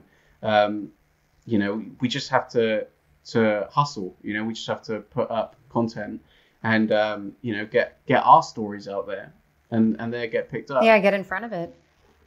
Well, and I also think I have a theory that if the average audience could actually see what some of the methods used are in some of these TV shows, that they would probably have the same sentiment about it that we do. They would probably be put off by some of the stuff that's done. And again, this is just my own opinion, but I know like the recent show that just came out on Netflix, you don't see any training methods really at all. All you see is the beginning. You get the story, you get some background, you get some story about the main characters, you get some story about the lead character of the show, and you get to see how unruly the dog is at first. And then you kind of sometimes see somewhat of a finished product or somewhere in the process. There was one that scared the hell out of me because it was a protection dog that didn't have a very good on-off switch. So I was kind of on the edge of my seat the whole time. But you don't see the method behind it. And I think that's what softens it. People don't really realize what some of the methods used are. So, but I like your positive attitude about positive dog trainers and TV, because I don't think that's been the general consensus, at least in some of the forums that I'm in. I feel like they think that they're being pushed aside because their methods aren't as fun or aren't as awe-inspiring or whatever. So I like to hear you say that, because you have experience with TV and you've been there. And I love that Amazon wanted to see kindness. That's awesome. And I think a lot of people will feel inspired by knowing that it's not just because you have positive training methods that keep you out of the spotlight. It's, it's about a lot more. So get your content out there, make yourself noticeable to be seen if you want to be in that position to where you can kind of, like you said, lead the charge and show your methods and show that you're having the same results just by doing things a little bit differently with the dogs. Yeah, I don't think that's the case at all. I don't think that I've been around a lot of casting people. I've been around a lot of TV development people, and that has not been my experience. It's not been that they don't want a positive dog trainer. I've only heard one story of that being the case, but it's not been my experience. So, there are things that like when you start making a TV show. Like, because I've actually had a lot of conversations with people since the pack about trying to make more television shows. And what becomes more difficult is you were talking about that format of like, we have a dog with a behavior problem, we get a dog trainer in, and, there's some drama, we film it all, and then, end of the show, we see these dogs that have the problem behavior resolved. Like, my experience so far has been working with a lot of people that want to make TV shows is that's not what they want to do. Like a lot of the TV world is about trying to come up with new concepts. And if you they don't want to redo what's already been done. Now that's good to hear. So, well, it is and it isn't, because it would be really nice to do one of those shows which was positive. Like that would be my dream. But unfortunately, it's more like from a TV creative perspective, it's like, well, what can we do differently? The Pack was a good example of that. Very different, not a dog training show, just really about dogs, and dog training kind of came along for the ride. But also, like, how can we add a twist on it? Right? Like, look at Chirag's show, right? It's like, it's not, there's a twist on it. It's like cats and dogs, right? Like cats and dogs at war or something like that. Yeah. Right? So, like, that's the twist, right? It's not just the behavior. Although the show is pretty much that, the twist is cats versus dogs, right? Like, so that's the kind of thing that people that develop TV shows are looking for. They're looking for like a fresh twist on like how can we do a dog training show but differently. So yeah, that's a discussion that we tend to have a lot. What's going to bring people in? Well, the sad part for me is I feel like a lot of these little taglines or these twists, and not Chirag's show. I mean, obviously, I put him in a different level. He's wonderful. But, for Netflix or for Amazon or whatever else, you kind of have these misleading taglines or information that you put out there, so to speak. Like, the newest one that's out, it's the dogs that no one else will take. And, I'm over here scratching my head like, I've never said no to a dog. In fact, most of the behavior professionals I work with, they don't say no to any dog. Like, we're willing to work with all of them. Obviously, if it's something out of our expertise, if someone comes to me and says, I want to train a protection dog, well, I don't do that kind of work. Let me put you in touch with somebody that does. Sure. But from a behavior perspective, I hate hearing things like that. I'm like, that's not accurate. Why are you putting this out there? So coming up with real content or twists, as you call them, that are, just accurate, I think would help too. Yeah. I used to get really annoyed by it as well, but I think I've kind of become desensitized to it. Or it's like, I don't worry about that so much now, as long as the content is good. Because, it's kind of like the whole dog trainer in a suit thing. Like, I remember when I was first getting involved in the TV, I was like, oh, it's so unrealistic. Why would you have a dog trainer in a full suit? It doesn't make any sense at all. And like getting frustrated about it. And now I'm like, oh, it's just the game that we play. Yeah, like, it is. That's the business. I'm not that bothered about it anymore. But to be honest with you, for people that are dog trainers and are listening, like, I think that the future really is in social media more than anything else. I think that that's the best place to put your focus is on well, at the moment, I think YouTube and TikTok are the most important platforms for growing a following. That's just my personal opinion on social media. But social media in general, anyway. And if you do that well, then it puts you, if you do want to do television, it puts you in a huge advantageous position because oftentimes they'll find you, to be honest. But if you're, because usually when they cast a TV show, they're not just gonna go, oh, we really want Sarah for a TV show. They're gonna go, okay, well, we've got 10 people, we've got Sarah, we've got Mike, we've got and then there's gonna be like more of an audition process. And oh yeah, that reminds me actually, Sarah, that's one thing I think positive dog trainers shoot themselves in the foot, right? Because sometimes networks will come to you with a crazy idea and try not to say no. Right? Because the worst people always say yes. The people that just don't care. Yes, yeah, you can do that. Yeah, we can do that, you know? And the positive dog trainers are the ones that kind of go, Picky. no, that's crazy. Why would, no. So of course they go, okay, well, you know, that's Sarah crossed off the list, right?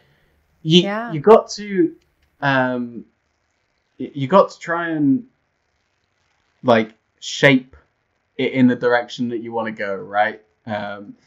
You know, when they first approached me about the pack, if you hear the concept for that show, it's insane. It's like, let's take 12 dogs, fly them all over the world, you know, and we're going to do these various challenges. There's going to be helicopters. There's going to be heights. You know, like, it's like, it sounds like a nightmare. Like, it sounds like, oh my God, that's like, what? That's going to be awful, right? But as we go through the planning, you know, and we refine things, you know, we make adjustments, we figure out how we can train the dogs, how much time it's going to take, what we're going to do.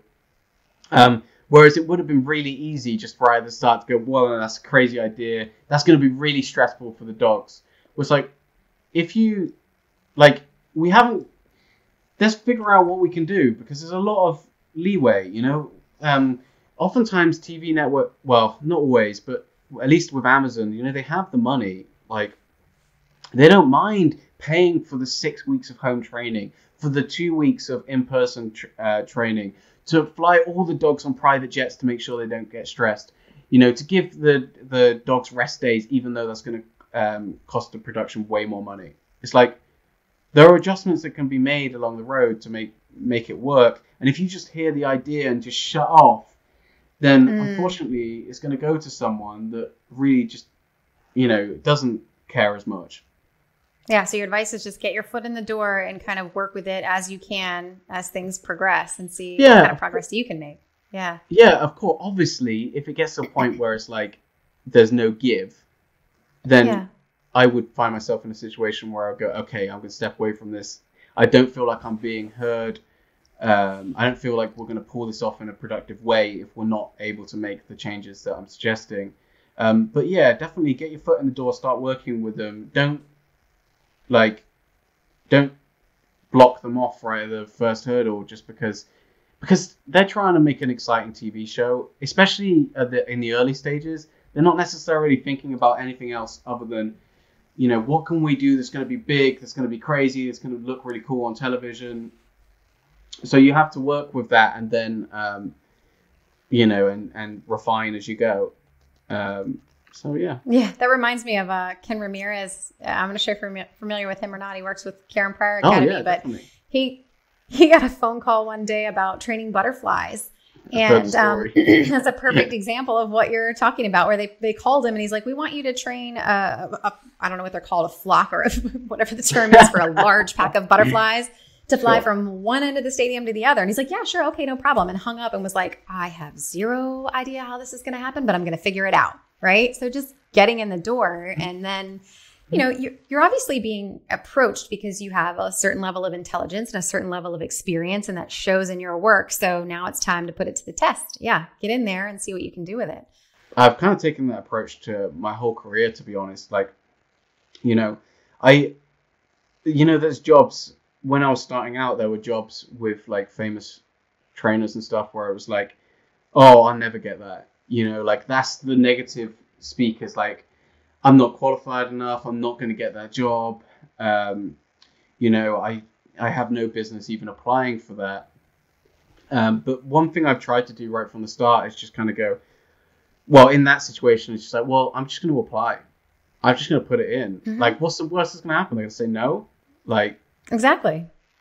Right? So I think that's a good approach to your whole career, to be honest. It's like, you have to be open for opportunities. You know, you have to be, sometimes that negative self-talk can kind of close so many doors for you, where it's like, you're right, you know, in that situation with Ken, it's like, yeah, okay, I'm up for the challenge. Like, yes, let's do this. You know, when they approached me about doing all this stuff with the pack, it was like, I think we had a conversation where it's like, yeah, this is a wild idea. They knew it was a wild idea, right? But it's like, but look, I'm going to be here. I'll be with you. We're trying to figure out how to do this. So, maybe if we give the dogs rest periods, I saw a study by Daniel Mills that says rest periods do, but like we try, I'm there to try. I'll be your expert to try to figure out how we can do this. Get as close to the goal as you're looking for. Yeah. Exactly, right. So yeah, sometimes you do have to be open to. You just have to be open to opportunities. It's really easy to let your negative self-talk just shut the door immediately. Yeah, I agree. And I think it takes a lot of practice, because it's hard for people to hear no. Nobody likes that. It makes you feel uncomfortable, but the answer already is no. If you're not open to it, if you're not willing to at least try, you're already starting there, right? You're starting with that as your baseline. So if you say yes and you try to put your foot in the door, then that opens those other opportunities for you. And it's a maybe no. Maybe you will walk away. Maybe you don't like it. Maybe you can't do it. But at least there's options. At least you have that opportunity. Yeah, I always think about, I think what gave me a lot of confidence was just that overall arching idea to begin with. I remember when I was in high school and I was looking for a summer job, and I'd never, my stepmom milked cows, but for the most part, I didn't know what I was doing. And I was applying for a job at a dairy farm to milk cows. And I called, old landline, and the farmer picks up, and he's this gruff old dude. And, and he's like, "You want to apply for the job?" And I was like, "Mm-hmm." He's like, "We don't have any females working here." And I was like, kind of almost put off. So the answer was no, we don't hire females. Now, in today's day and age, that doesn't work. But way back when I was in high school, it was just open. Like, no, we don't hire females. That's not what we do. And I remember thinking, does he think I can't do the job because I'm a female? Is it because I'm too young? Like, so anyway, he does, what the normal employer thing is okay, yeah, well, if you want to work here, you can show up at 3:00 on Sunday afternoon, blah, blah, blah, blah, blah, and hangs up the phone. Like, he'll never hear from me again. Well, guess what? I showed up for that interview on the spot, and it became a yes. I got hired as the first female to ever work on his farm. And I was, I put my heart and soul into it. It was just dairy farming. I wasn't going to have a career in dairy farming. It was a summer job. But poured myself into it and, changed his belief system. He's much more open to hiring females after that. But my whole point to say is that I think that even gave me some confidence throughout my life, to where when you believe the answer is no, I encourage people to test that boundary a little bit, to try anyway and see what you can do. If anything, you might get a maybe out of it, or even more so a yes out of it, to where it becomes something really, truly great that you put kind of on the resume as something that you were very glad to be a part of as far as an experience goes. And maybe you teach some really cool things along the way to people that are watching you. I'm so glad that you shared that, Sarah, because that's a perspective I can't give, right? It's like, you're right, being a woman, you have a different challenge in itself. Obviously, there are a lot of situations out there where there are people that are prejudiced, and it's so I'm really grateful that you shared that, because I've definitely heard similar stories of people that have had those kind of issues, and it's nice to hear someone that pushed through it even though they shouldn't have to, right? Yeah. But we're all really, I'm a pretty young guy. I didn't start. It wasn't that long ago when I was learning about becoming a dog trainer. And even at that time, which was like around 10 years ago, the idea of being a dog trainer seemed pretty unusual. There weren't really a lot of people that did it for a career, or it certainly wasn't as normalized as it is now. So to become a dog trainer itself is already pretty crazy, really. Sometimes, I've been thinking about this more recently, because,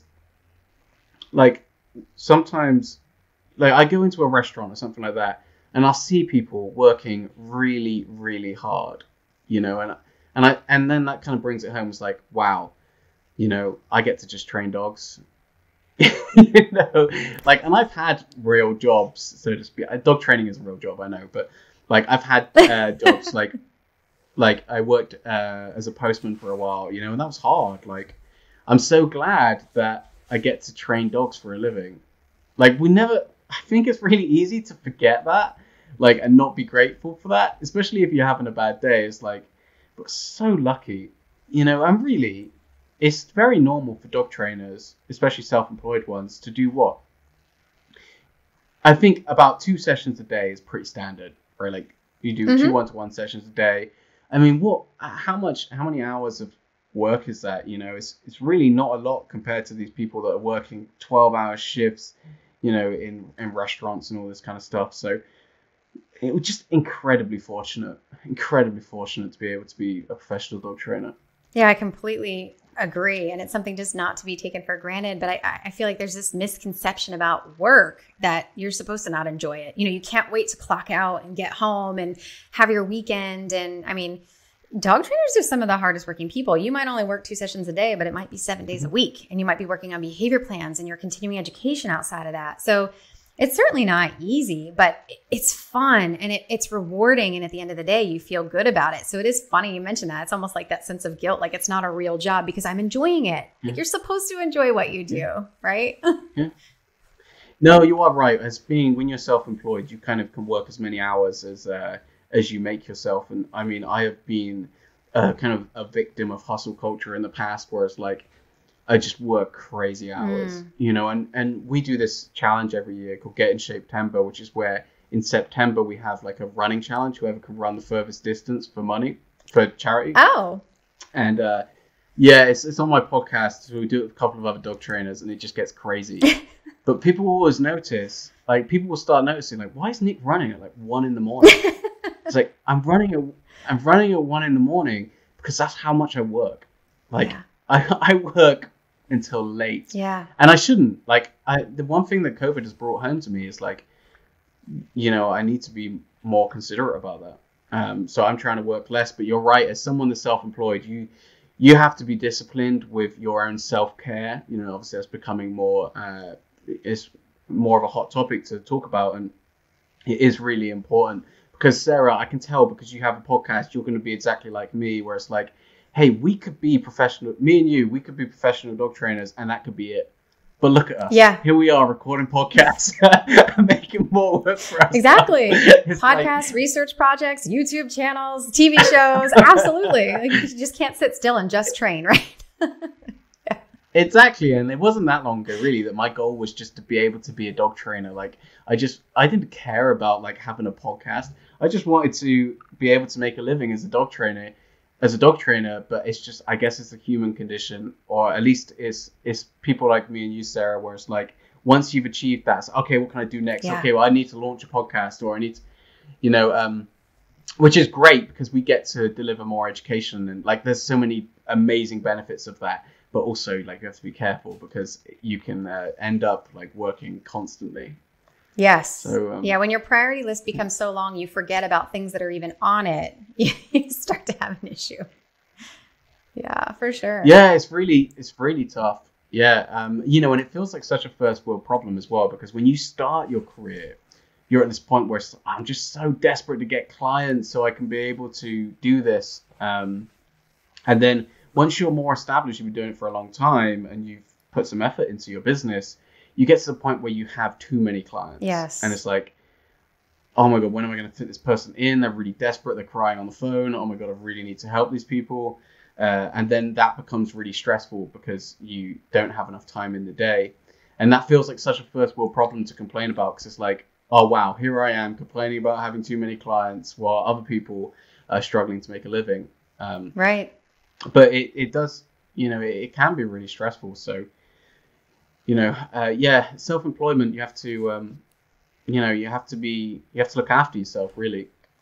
Well, and it seems like the majority of trainers are self-employed. Like they're not these big corporations. They're not these big, I mean, obviously you have your PetSmart or your Petco trainers or things like that. But I feel like most dog trainers out there are really kind of working for themselves. They really have that personality that just kind of, that's the way it ends up going. Yeah, but I think that a lot of dog trainers are like, resent the fact that they're self-employed. You know, I think that a lot of dog trainers don't want to be business owners. Yeah. They just want to be dog trainers. Mm-hmm. And that almost makes the self-employment even worse, because they don't want to learn about how to run a business efficiently. So the business becomes like a tyrant. And so that can be a big problem. But unfortunately, at the moment, it's not easy to be an employed dog trainer. There aren't a huge amount of opportunities. Obviously, there's like assistance dog groups that oftentimes will hire dog trainers. Some dog rescues will hire dog trainers. And like you said, some of the big pet retail chains will hire dog trainers. But there's not a huge amount of opportunity, at least if you want to earn a decent living as an employed dog trainer. So, you get pushed towards a self-employment, and then you're a business owner, and like there's a whole new set of skills that comes with that, which can be difficult. Yeah, I see that struggle in the veterinary community a lot too. The veterinarians just want to practice medicine, but they want to make a decent living doing it as well. So oftentimes they'll branch off, and it's you all of a sudden you're wearing a marketing hat, and you're wearing an administrative hat, and you're having to learn, business law and human resource law and oversee all of that too. It becomes very, very stressful. Yeah. Yeah. So I guess we're getting a little bit off topic here, Sarah. I don't know if you mind that. No, that's perfectly fine. When I love this longer format, by the way. I'm already feeling it. Like I'm feeling like, because we've been going for a while now, like I don't think this might be one of the longest podcasts I've ever done. And it just like, you feel like you just start relaxing more and more and more. So it's really cool. But I was going to say, when when I was starting out my career, like there was a time where I went to a workshop to learn about tracking. This is so silly. Oh. I was just on my own. I was like, at that age, I was like, do you know what? I want to be the best dog trainer in the world. I don't care about anything else except learning about dog training. So I put I'd paid for this tracking course to learn about how to track with dogs. If you don't know what tracking is, teaching dogs to find the scent of a person that's ran away. Mm-hmm. It's kind of like if you imagine the police dog chasing the criminal. And anyway, like when I got there, like I could hardly pay for my hotel because my card kept bouncing, and that was like embarrassing. And then on my way home, I ran out of petrol. You call it gas, don't you? I ran out of gas, and I couldn't afford to pay for any more. Oh, wow. And it had this really awkward exchange where it's like you have to fill out this form where you're going to promise to pay within 7 days or whatever. And I had to like phone up my family and ask if they could pay, and like it was just such a aversive experience for me. Like I was like having to phone people and ask for money. Like I just felt completely worthless. Yeah. I just felt so bad. And that was a massive catalyst for me to be like, okay, I can't do this where I'm just focused on dog training. I need to actually figure out this whole money thing, this whole business thing, so that I can just be a bit more self-independent, right? Like not have to be borrowing money from people or worrying about that. So then I started reading about business, and thankfully it was something that I actually started to enjoy, even though it wasn't something that I went to straight away. So when I started reading about it, I started enjoying it, and now I read a lot of business books. But that came from just being in that hole of like not being able to afford gas, right? And just feeling awful. But good for you for adapting on the fly and finding the solution to it. I feel like a lot of people get stuck. You hit a wall like that, and it's awkward and it's difficult and it's painful, and you feel ashamed, and they're just like, this is just not for me.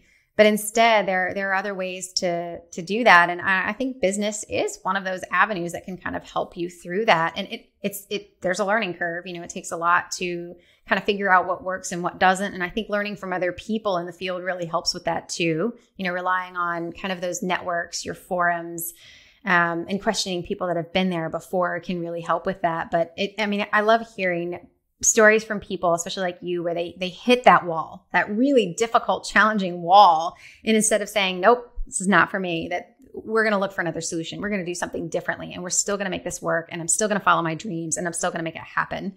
That's really hard. That's a big hurdle to overcome.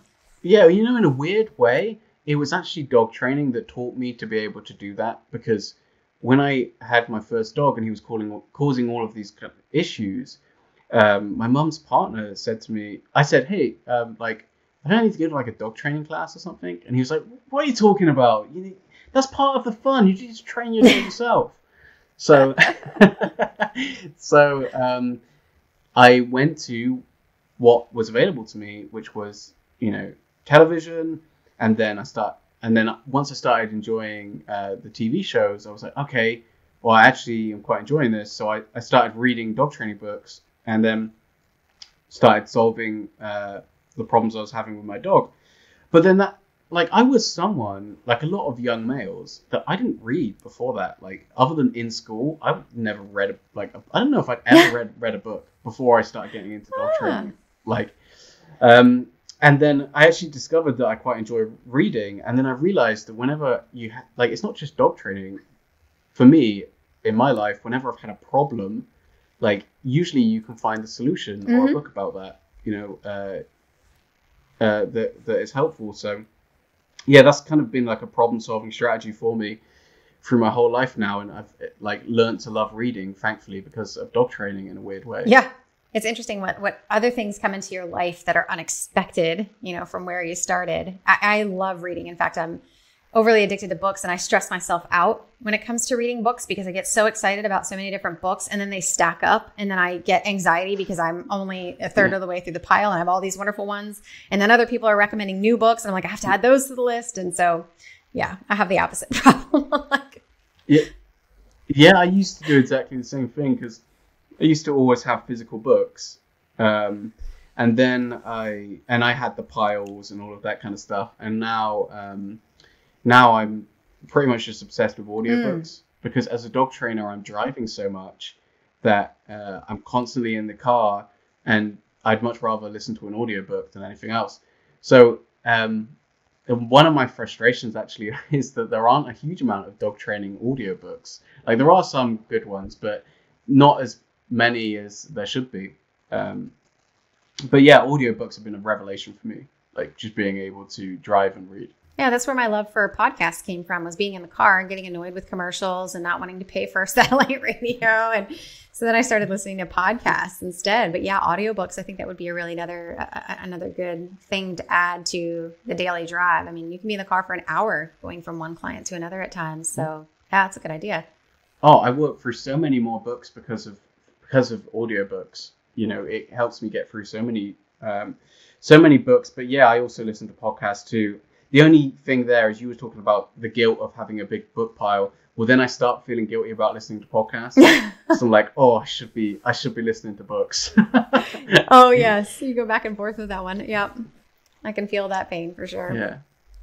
What are some of your favorite podcasts and books out right now that you listen to? Oh, my favorite books. Well,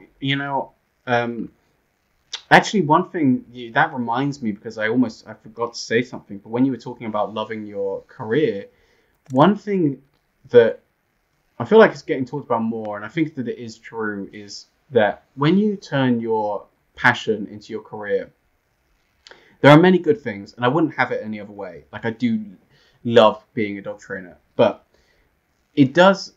I think it does take some of the joy out of it. When I was younger and I wasn't a professional dog trainer, I was training my dog all the time. I was reading dog training books constantly.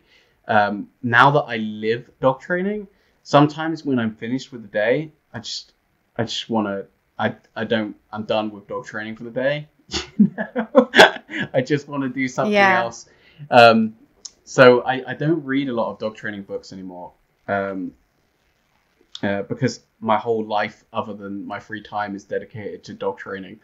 So that's one of the downsides of doing your passion for a job. But in terms of books that I like I said, I got really obsessed with business books for a long time. I love Shoe Dog by Phil Knight. Yeah.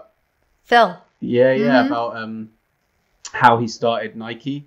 I find that really inspirational. Let me hang on 2 seconds, Sarah, because I'll pull up my Audible and then I'll see loads of books where I'll be like, let me do this real quick.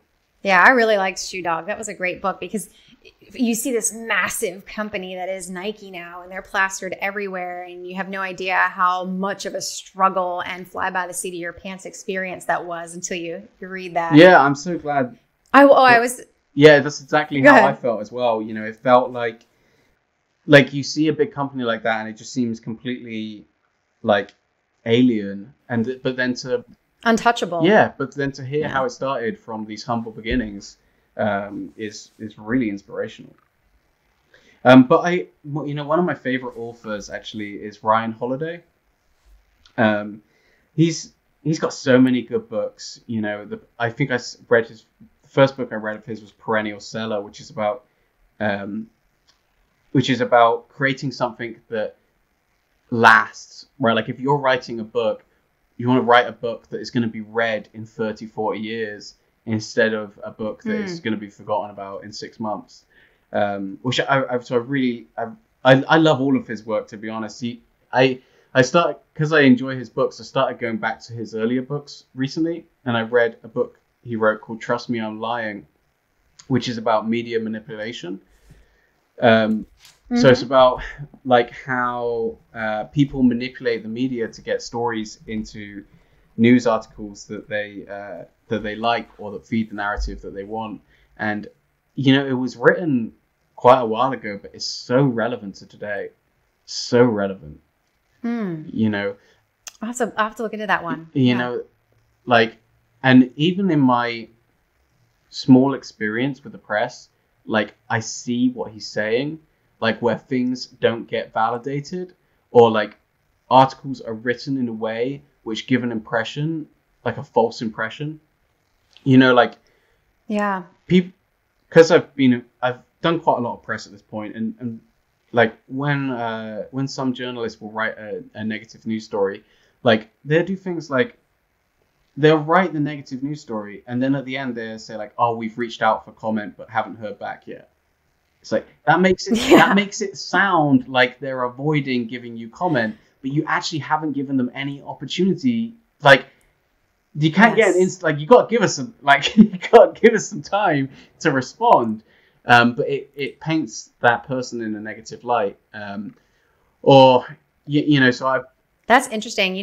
From the media perspective, I have literally, and I don't know how people get my cell phone, but anyway, I'll be working with a client or doing something else, and I'll listen to my messages maybe 15, 20 minutes later. And they're like, we're going to be publishing this story this evening on the 6 o'clock news. I'm like, it's 3:30 in the afternoon. Like, okay. It's, And if you don't get on it and you don't all of a sudden make that your priority, then it's, we couldn't reach her for comment, or, she had nothing to say about it that we could, gather, however it is that they word it. Yeah. That's a real problem. Yeah, definitely. I mean, that like really quick timeline, that happens a lot with radio as well, where, when you first start doing radio interviews, like they reach out to you like 10 minutes before they're going live. Do it all the time. Yeah. I had one offer to go on the radio. Like someone emailed me at like 9:30 at night or something, and I saw it and I was like, well, I'll respond to that tomorrow. And then about being on a panel about dog stuff. And then I called them the next morning, and they were like, oh no, we've already done it. That was last night. It's like, if you send me an email late at night, I'm not going to respond to it straight away. But yeah, that stuff happens all the time anyway. But if you want to get more press for your business, you have to be really on it. Yeah, definitely. Yeah. You have to be willing to kind of drop what you're doing to respond to them, or they move on right to the next thing. Yeah, you have to put yourself out there a lot as well. One thing that I was taught by a lady called Rachel Spencer, who specializes in getting pet businesses publicity, was to look out on Twitter for the hashtag journo request or journal requests, which is where you can basically, journalists will say, I'm looking for a dog trainer to comment on the rise in separation anxiety through COVID, hashtag journal requests. And then basically what they're looking for is for people to respond to them and say, hey, I'm a dog trainer, I can help you with that. Right? So they just put this open call out. And I know in America, Haro, Help a Reporter Out, is a much bigger thing, I think, over in America. But it's kind of like a similar thing to that. Yeah, and Haro is great because there are so many people that are contributing to it, so many journalists are contributing to it, that you can literally come through, see if you want to be a part of something or not, and the turnaround's pretty quick and easy. I've used that in the past.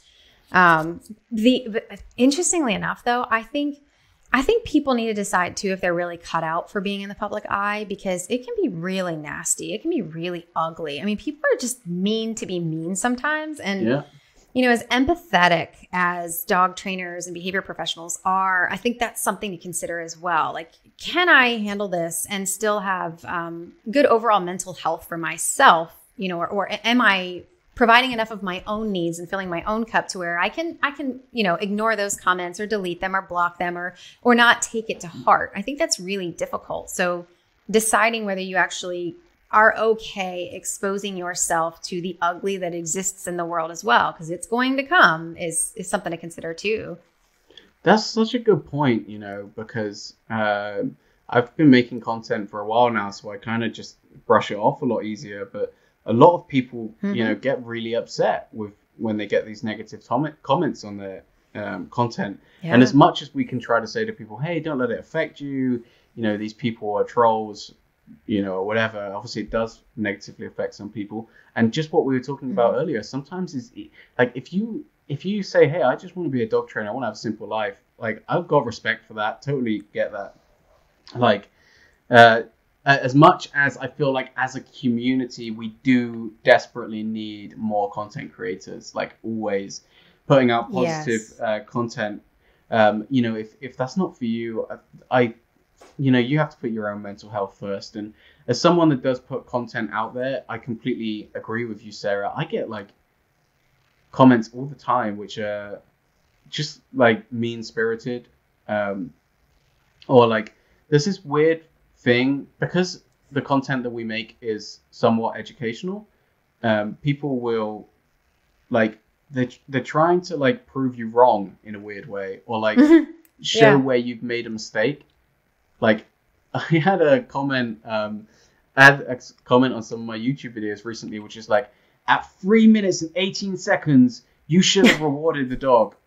And it's like, really? Like, that's the level of detail we're going into? Like, this, like, when we make the videos, when we're intending to make more of them, at the moment, we only have one series, which are of like 2 videos, resolving reactivity with a Saluki on YouTube. And that's just under my name, Nick Benger. But we want to make more content like that, of like behavioral rehabilitation, when we're able to. Obviously, COVID has kind of like made that difficult over the last year. But we want to get back to doing that. But when we do that, you have to understand that when you're watching like a 10-minute clip, that 10 minutes has been cut down from 5 hours. And sometimes, or 4 hours, or 3 hours, or whatever. And sometimes even more so, like I wanted to put some more stuff on TikTok recently, and TikTok has a 1 minute limit, right? So I'm showing, multiple hours of training in 1 minute. Like, I'd rather not do that, but I have to do that because I'm constrained by the format. And I even put that in the caption, but it's like, so if you see a missed reward, like really in the grand scheme of things, come on, like, if that's what you're picking. But people are always looking to judge. They're always looking for that slip up. I'm like, wait a minute, we're humans, not robots. But I mean, my approach on that has been to, if it's something like that I don't miss, or I glaze over, or isn't important, or it wasn't perfect, whatever. But if I know I've made a mistake, I try to get out in front of it. Like I released a video. I've gotten 2 comments about it, but I released a video of a trainer I want to give zero attention to, but uses a lot of positive punishment and has this thing that he does called bonking, where he rolls up a towel and slams a dog in the head with it. And so somebody shared that with me, and I did a reaction video on it. And I don't typically, your business is your business, how you train is how you train, unless you're doing something very dangerous. And then I'll open my big fat mouth about it. But in the reaction video, because I was watching it for the first time, I was so worked up that I was thinking about the dog's emotional state, and I was thinking about the methodology that he was using, and I combined the 2. So instead of saying negative emotional state and positive punishment, I said negative punishment. And so I was like, a little bit of a slip up. I'm not going to scrap the whole video. So instead I was like, you know what? I'm going to do the Eminem 8 Mile thing. I'm not going to be like, here's where I made a mistake. This is what I said. So boom, That's so fun. That's such a great analogy. But you have to be careful about that though. Like, that's a good example of maybe when it's appropriate. But sometimes I see people that get so self-conscious about the content that they're putting up that they're like, oh, I'm sorry I missed the reward at 318.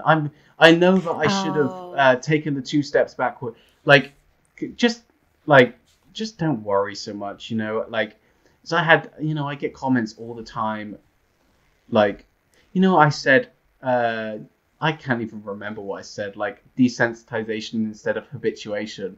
It's like, do you know what? I don't give a shit, Sarah. It's like, really, like, I can. Is that what we're like, focused on? Yeah. I don't care, like, firstly, to dog owners, it's all the same, and I'm not gonna give them a lesson on theory, and You're it's not just concerned like a with level. jargon. Yeah, I'm not worried about it as long as you're getting the overall message of what we're doing. But also you'll get comments of things like, well, you should be using a collar and not a harness on that dog because the harness is going to encourage the dog to pull. And it's like, I don't know. There's a level of like ego in it, which is like, that we are professionals. Like, we do this for a living.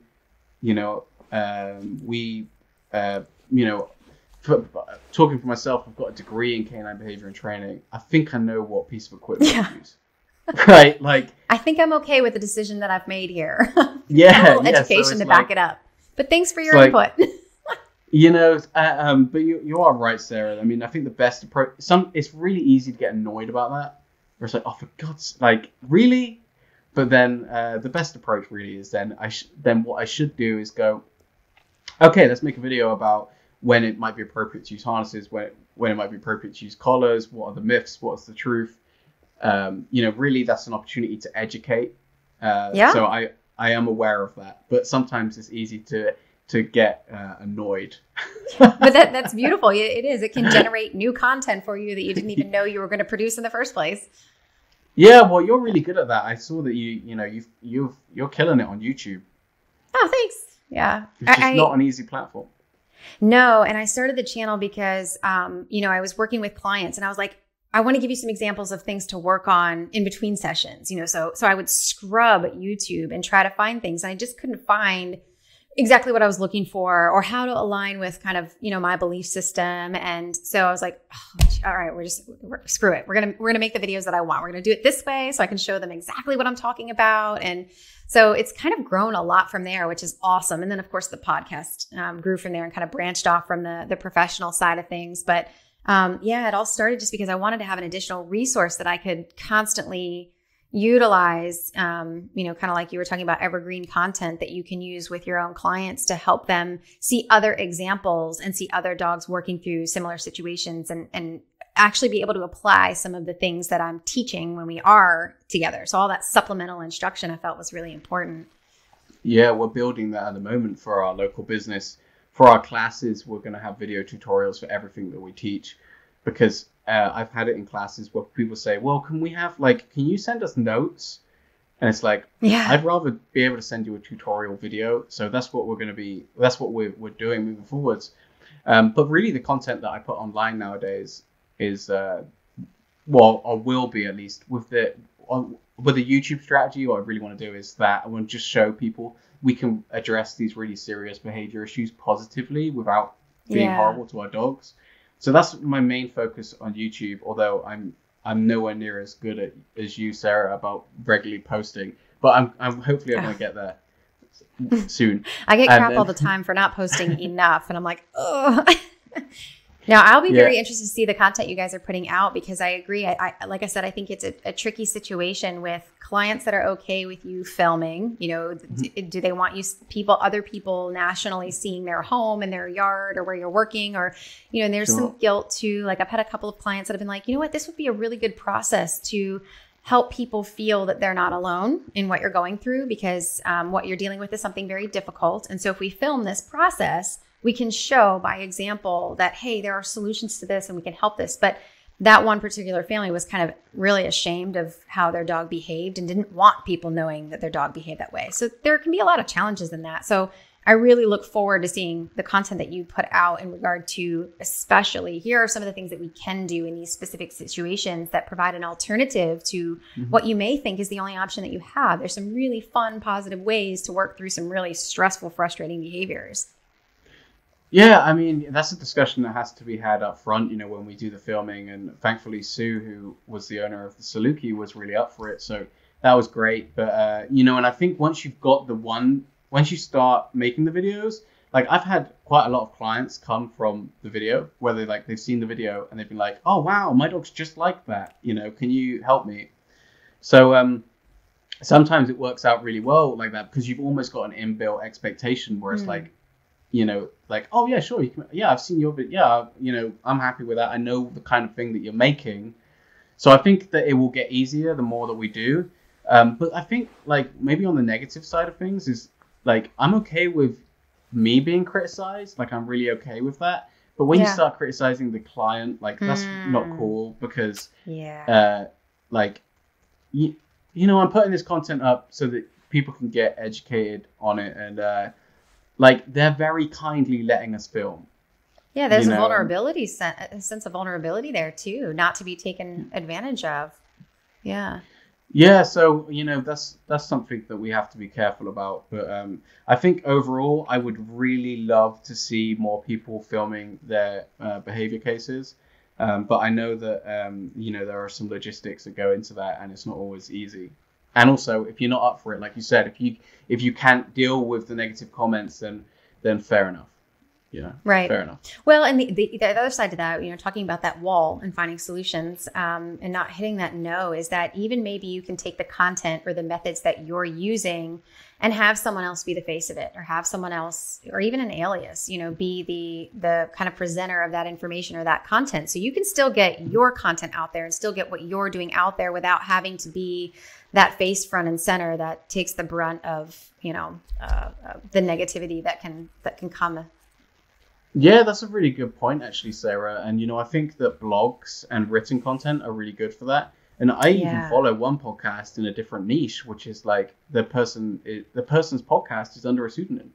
Right? So like, it's his voice, but you don't know who he is. Yeah. So I think that's great. Yeah. So, I mean, even a podcast under a pseudonym isn't off the charts. I think there's an element of like mystery that actually makes that kind of appealing. Yeah. Right. I think so. Like, who is this? What is their experience? Where do they come from? Where do they live? Where in the world are they? Yeah. Yeah. That could make it more intriguing. Hey, maybe we could have like the Masked Dog Trainer as a TV show. Yeah. Right. You might be onto something. Remember that twist we were talking about? Yeah. Exactly. I'm liking where this is going. Yeah, that's a old like cliche at this point, isn't it? There's loads of music artists that are masked, and no, that's funny. But so I hope that more people create content, but I get it if you don't want to. Yeah, but it's really nice to it's so nice to show that it works. Like I think that like regardless of like whether you're doing parallel walking or bat or cat or look at me, or like who cares, right? What I really would like to just see is that people can see that it's working. Like they can see that you don't have to be horrible to the dog. And also, actually, earlier in the podcast, you mentioned Sophia Yin, and Sophia Yin made one of my favorite YouTube videos on dog training ever about where she counter conditions this little Jack Russell. Jonesy. Oh, have you seen the video? I love Sophia. Yeah, she's wonderful. I've seen all of her stuff. Yeah. She put this video up of this Jack Russell that doesn't like its face being blown on, and she shows the counter conditioning process using food. So a lot of people worry that if you use food, you're going to reward aggression, and she shows you that you won't. So you see this whole counter conditioning process happen in like 3 minutes. And I show so many clients that, because when we were at the starting process, this idea of like, here's what we're going to do. We're going to start creating positive associations, and this might take several weeks or whatever. Like, it's very hard for people to visualize. And I just love that video as a way of showing people, hey, look, this is what we're trying to achieve. I just find it to be a really good way of visualizing that for clients. That's a good one. I actually haven't used that one for clients. And I, that's a really good example. I'm going to start using that as well, because it gives a really good visual, especially in the methods that you're trying to utilize to change some things with counter conditioning. I've used, her Lead Like a Leader in a Dance, and definitely her blogs on a handout, her Learn to Earn booklets like candy to new dog people. But yeah, that's a good point. I'll start using that one as well. I think that is a really good representation. Yeah. Yeah, she was really, she put, she was someone that put out some really great content, and we owe a lot to those people that started. They were there in the earlier days, putting content out there. Yeah, I feel like she was one of those people that was really that fork in the road when it comes to training and behavior modification. She turned everything we knew kind of on its head and said, wait a minute, let's try some alternatives. Let's think a little bit differently. Let's not stay in this same lane. Just because it's always been done this way doesn't mean this is the way to do it. And really kind of flip that. I feel like she was one of those, she was kind of that person that divided that road and created that fork to where we started thinking differently. Now, obviously, there's been research going on, for decades about relationships with canines and that sort of thing. But when it comes to what the public sees and what the public knows and what modern dog trainers are being taught and told, I feel like she was such a pinnacle for realizing that things can be done so differently. Yeah, definitely. It's so important for us to make that information accessible for people. Because a lot of what we do is scientific, when we're talking about kind of behaviorism and all of this kind of stuff. And, our job is to try to make that accessible. And that doesn't necessarily always mean teaching people about operant conditioning per se, but just kind of making the information, making it doable for people. And I think that anyone that's a crossover trainer, I told you earlier about me using leash corrections when I was a youngster, you have a different perspective on things a little bit because, that was my first source of information was the negative stuff. And thankfully, I started to come across better influences, right? For me, it's a little bit of a cliche again, but don't Karen Pryor's "Don't Shoot the Dog" was really pivotal for me and when I was starting out. But also stuff Zach George, as simple as Zach George's videos. Zach George has done Zach George is an interesting one because he's not really there's a you telling me that you're presenting at the APDT and there's a dog trainers community, right? Mm-hmm. We're dog trainers know other dog trainers kind of thing. But Zach George is someone that kind of he does his own thing, but he's done so much positive for dog training, and there's a few people like that kind of they don't get involved in the drama, but they've done a lot for the community, and you've got to give them a lot of respect for that, even if you don't necessarily agree with everything they put out as well, especially some of the older trainers from the previous generations. Some of the stuff that they put out, it really does not hold up to modern dog training, but they were doing the best with the information they had at the time, and they did push the ball forwards.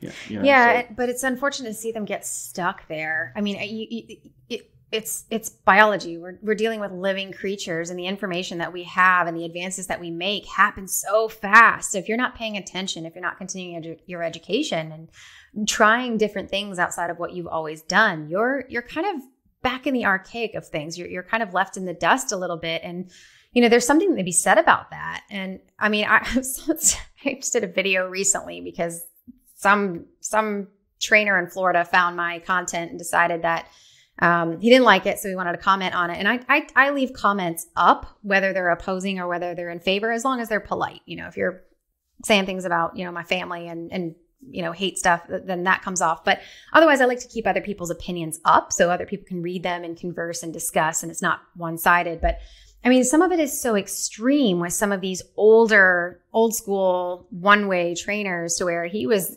literally making the case that not using forceful techniques was dog abuse. Using food to reward your dog is nothing but bribery. And I'm like, it's just shaking my head. You probably started off with really good intentions. You probably started off with somewhat of an education, but where you stop learning is where you stop growing, and you just get left behind in these old ways and these old methodologies that don't account for anything. And all these people are just kind of flying by with success, and you're just kind of doing what you've always done.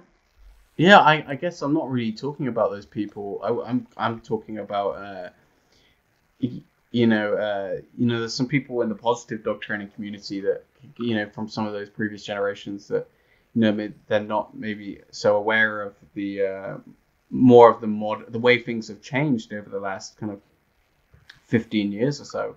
For example, just husbandry training is a big one. Like, I've kind of had this discussion with people before. I remember having a conversation with someone that's really respected, and they were like, nothing has changed in the dog training world.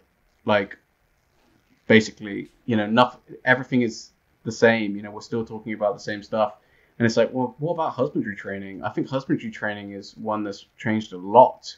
Because if you go back and watch some of the old videos, which were just pure counter conditioning, I'm going to grab the dog and then I'm going to give them food. I'm going to make the dog... It's not even good counter conditioning. It's not even... it's a push to call it counter conditioning, right? Like, you're forcing the dog to do what you want, but it's okay because then I'm going to give him a treat. It's like, actually, that's really not very efficient.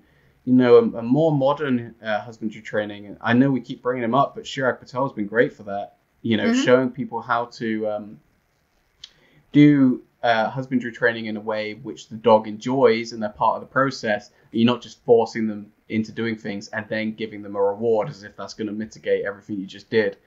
That cooperative care. Yeah, so, that's one area in which I think things have changed a lot. And if I see a video from 20 years ago and someone's doing it that way where they're grabbing the dog and then they're giving the dog a treat, I kind of have I kind of go, okay, that was that was what we thought was best practice at the time. I get it. But, things have changed since then. Mm-hmm. I think things are still changing, but not necessarily in the principles so much. Behaviorism I think that's kind of what a lot of people are getting at. It's like behaviorism hasn't really changed very much, but methods have changed. Like dog training methods, like people there's been an evolution in what people do, and also I think that the dog training world more and more is starting to open up to other sciences beyond behaviorism. Where it's like now we're starting to hear from neuroscientists and all of these different areas which have really valuable things to add, and I think it's great. And I think the more that we learn about different ways of viewing behavior, the better. But our job as dog trainers that work with clients is always to try and take that information and like you were talking about, simplify it, make it easy for clients to understand. We don't need to talk about like areas of the brain with our client, right? Right.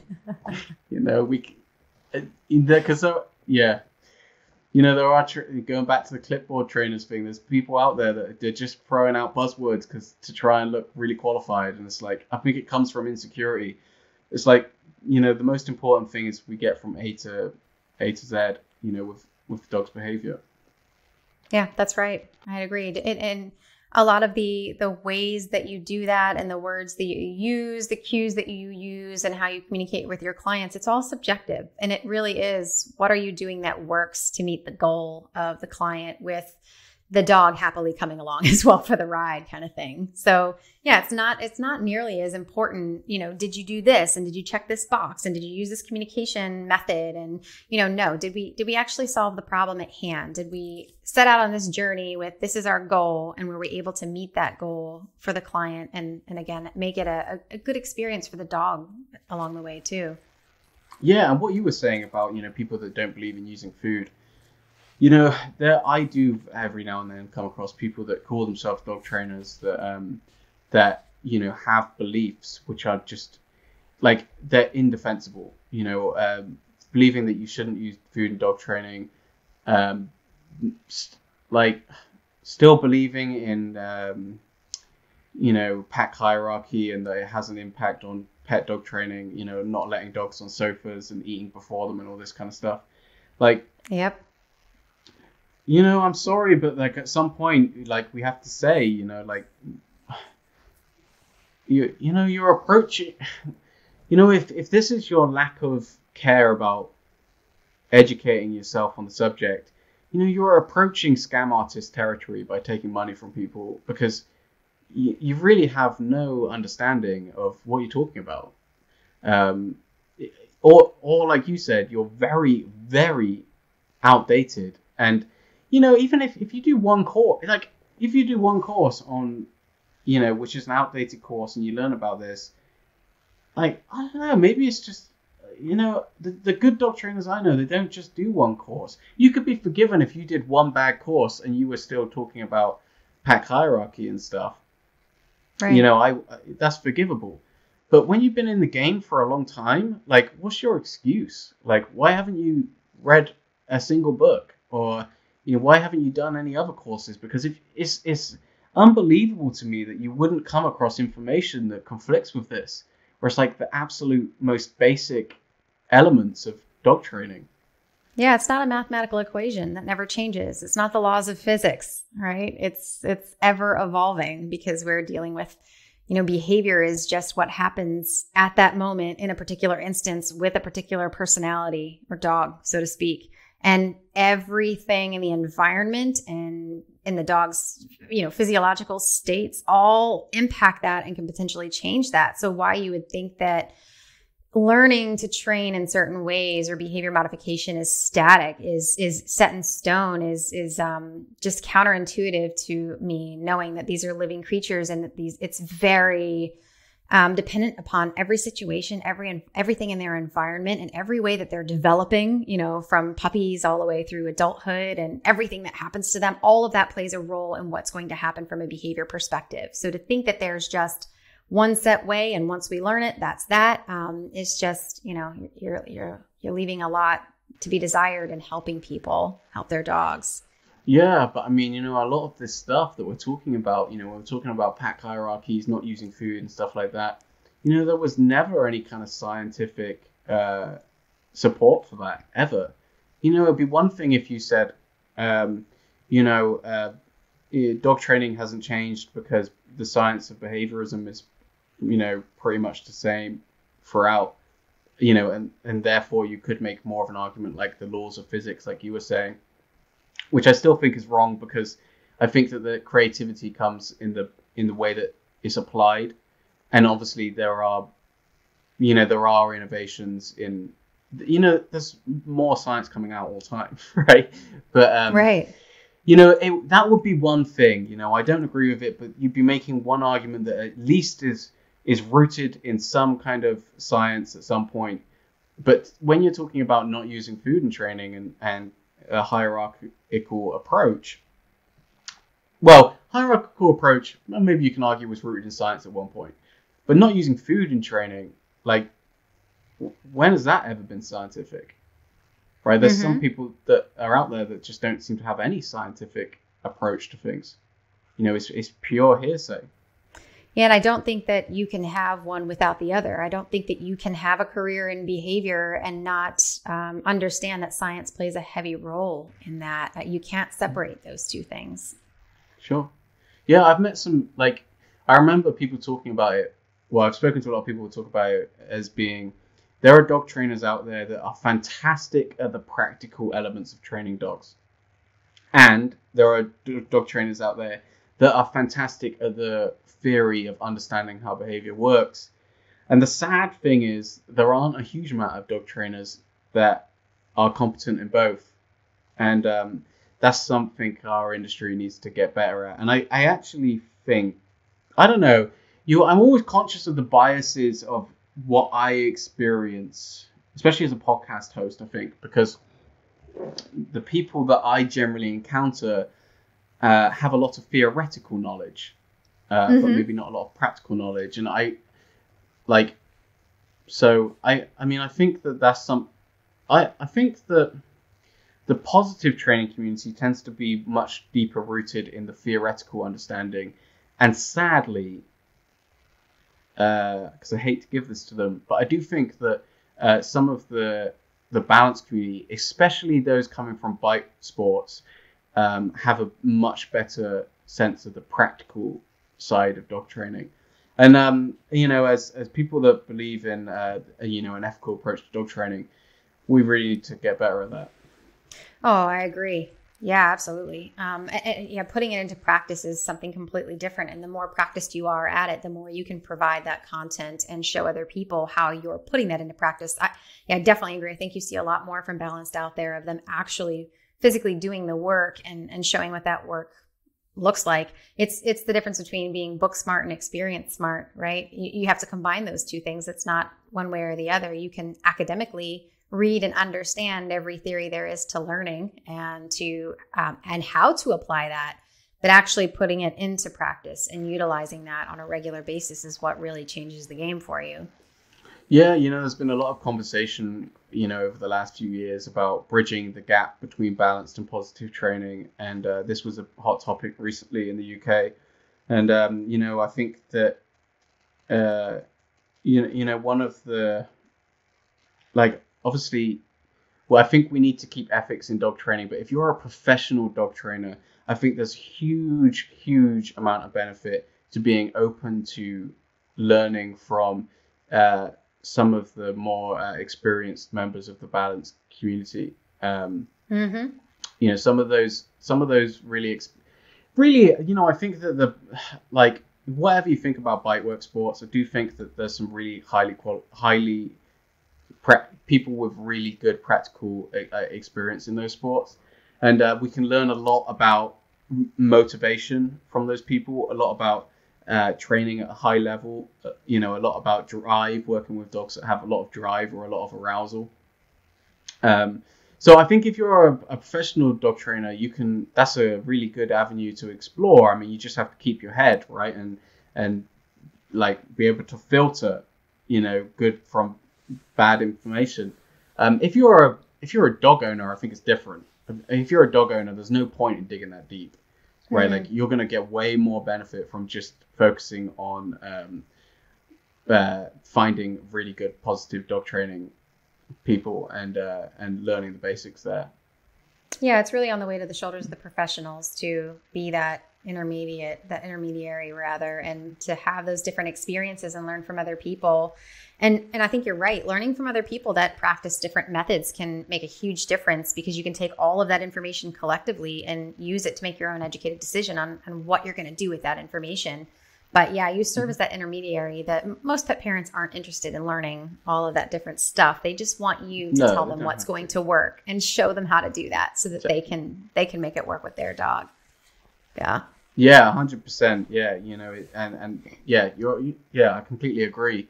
I've learned so much of, learning to use dog toys properly really was a big game changer for me.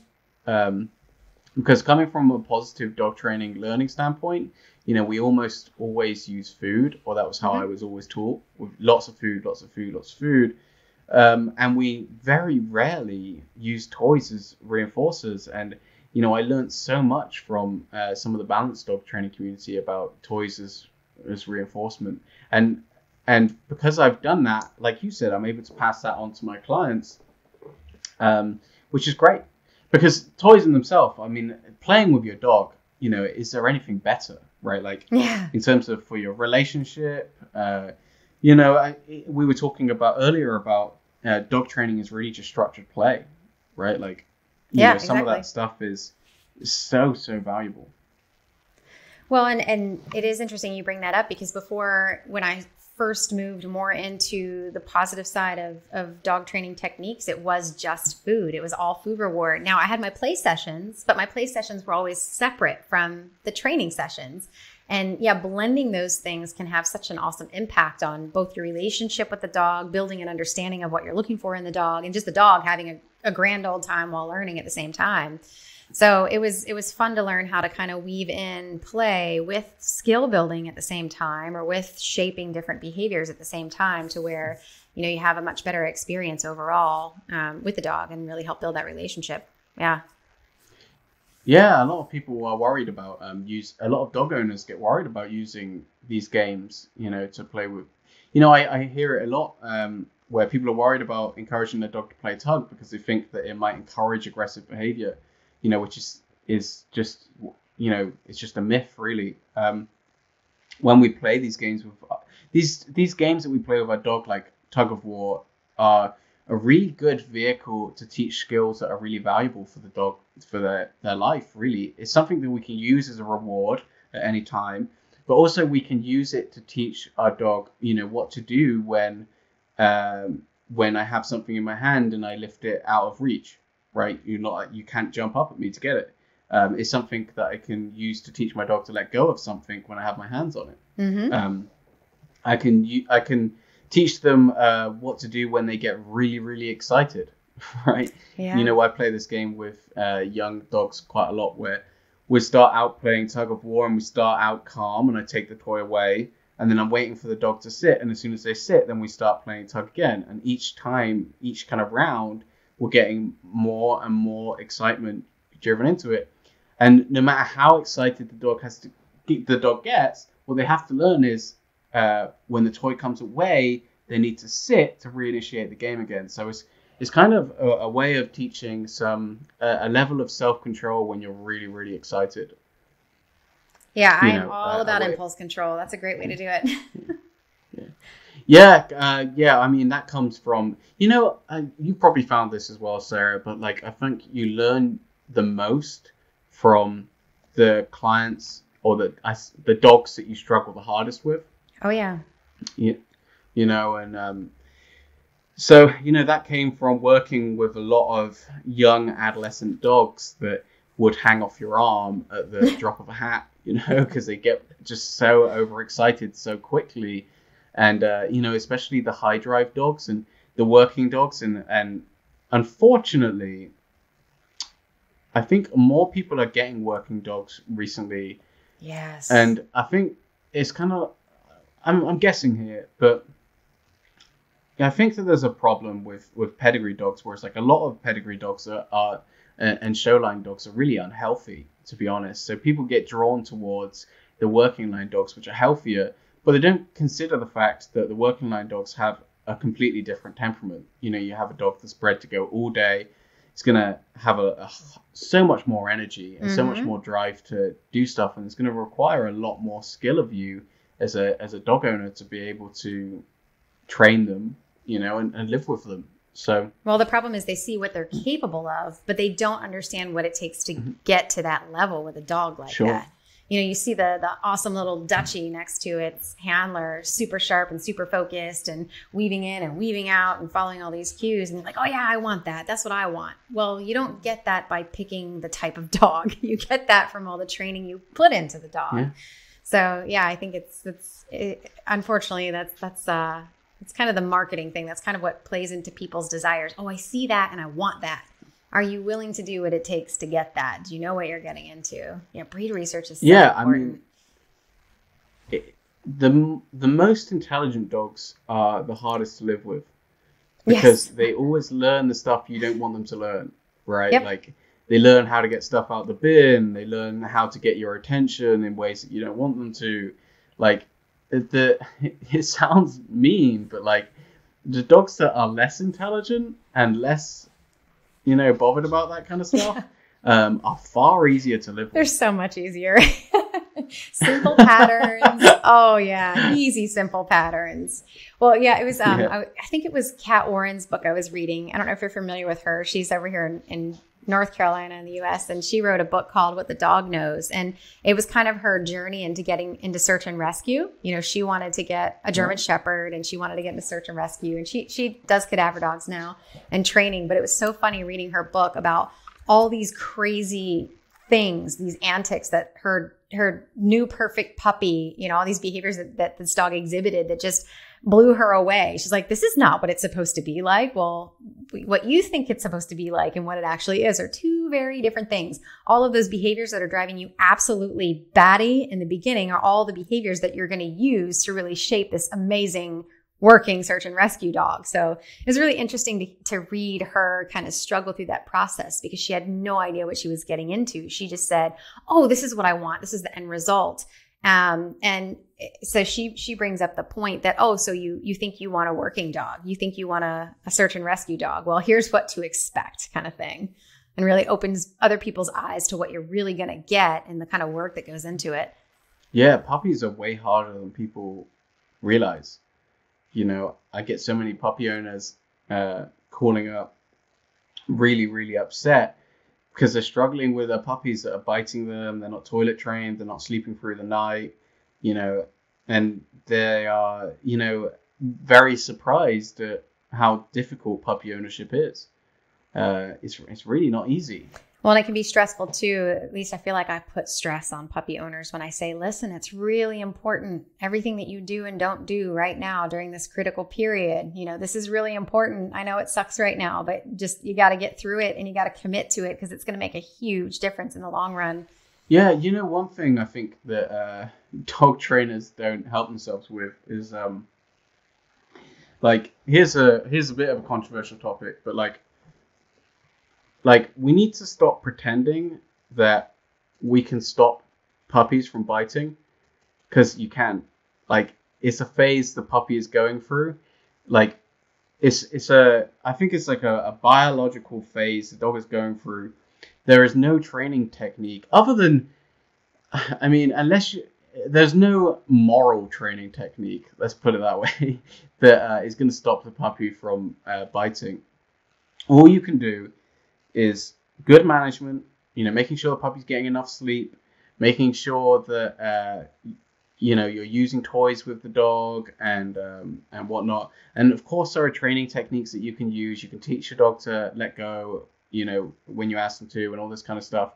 But the reality is that this is a phase that they're going to go through, and sometimes I think that with certain problems like that, with puppy biting, I do think that we are overpromise, where it's you can solve it by doing this. You can't, you're going. No, you mentioned the perfect word, management. You can manage it by doing these things. Sure. You can get through this phase by, providing adequate toys for them to chew on, engaging with them with those toys, and ignoring behaviors when teeth make contact. There's things you can do to manage it, but you're right. This is something that they're going to have to go through, and every puppy's going to go through it. There is no solving this quote unquote problem. Sure. Yeah.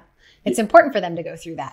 Yeah. So, exactly. And, I haven't done it, but at one point I was going to make a course for puppy training called Surviving Puppyhood.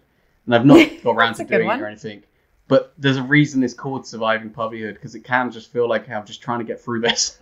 Yeah, exactly. I just need to put my head down. Oh. It's like a bad college course that you hate but is required. You're like, I just got to get through it. Yeah, and you will.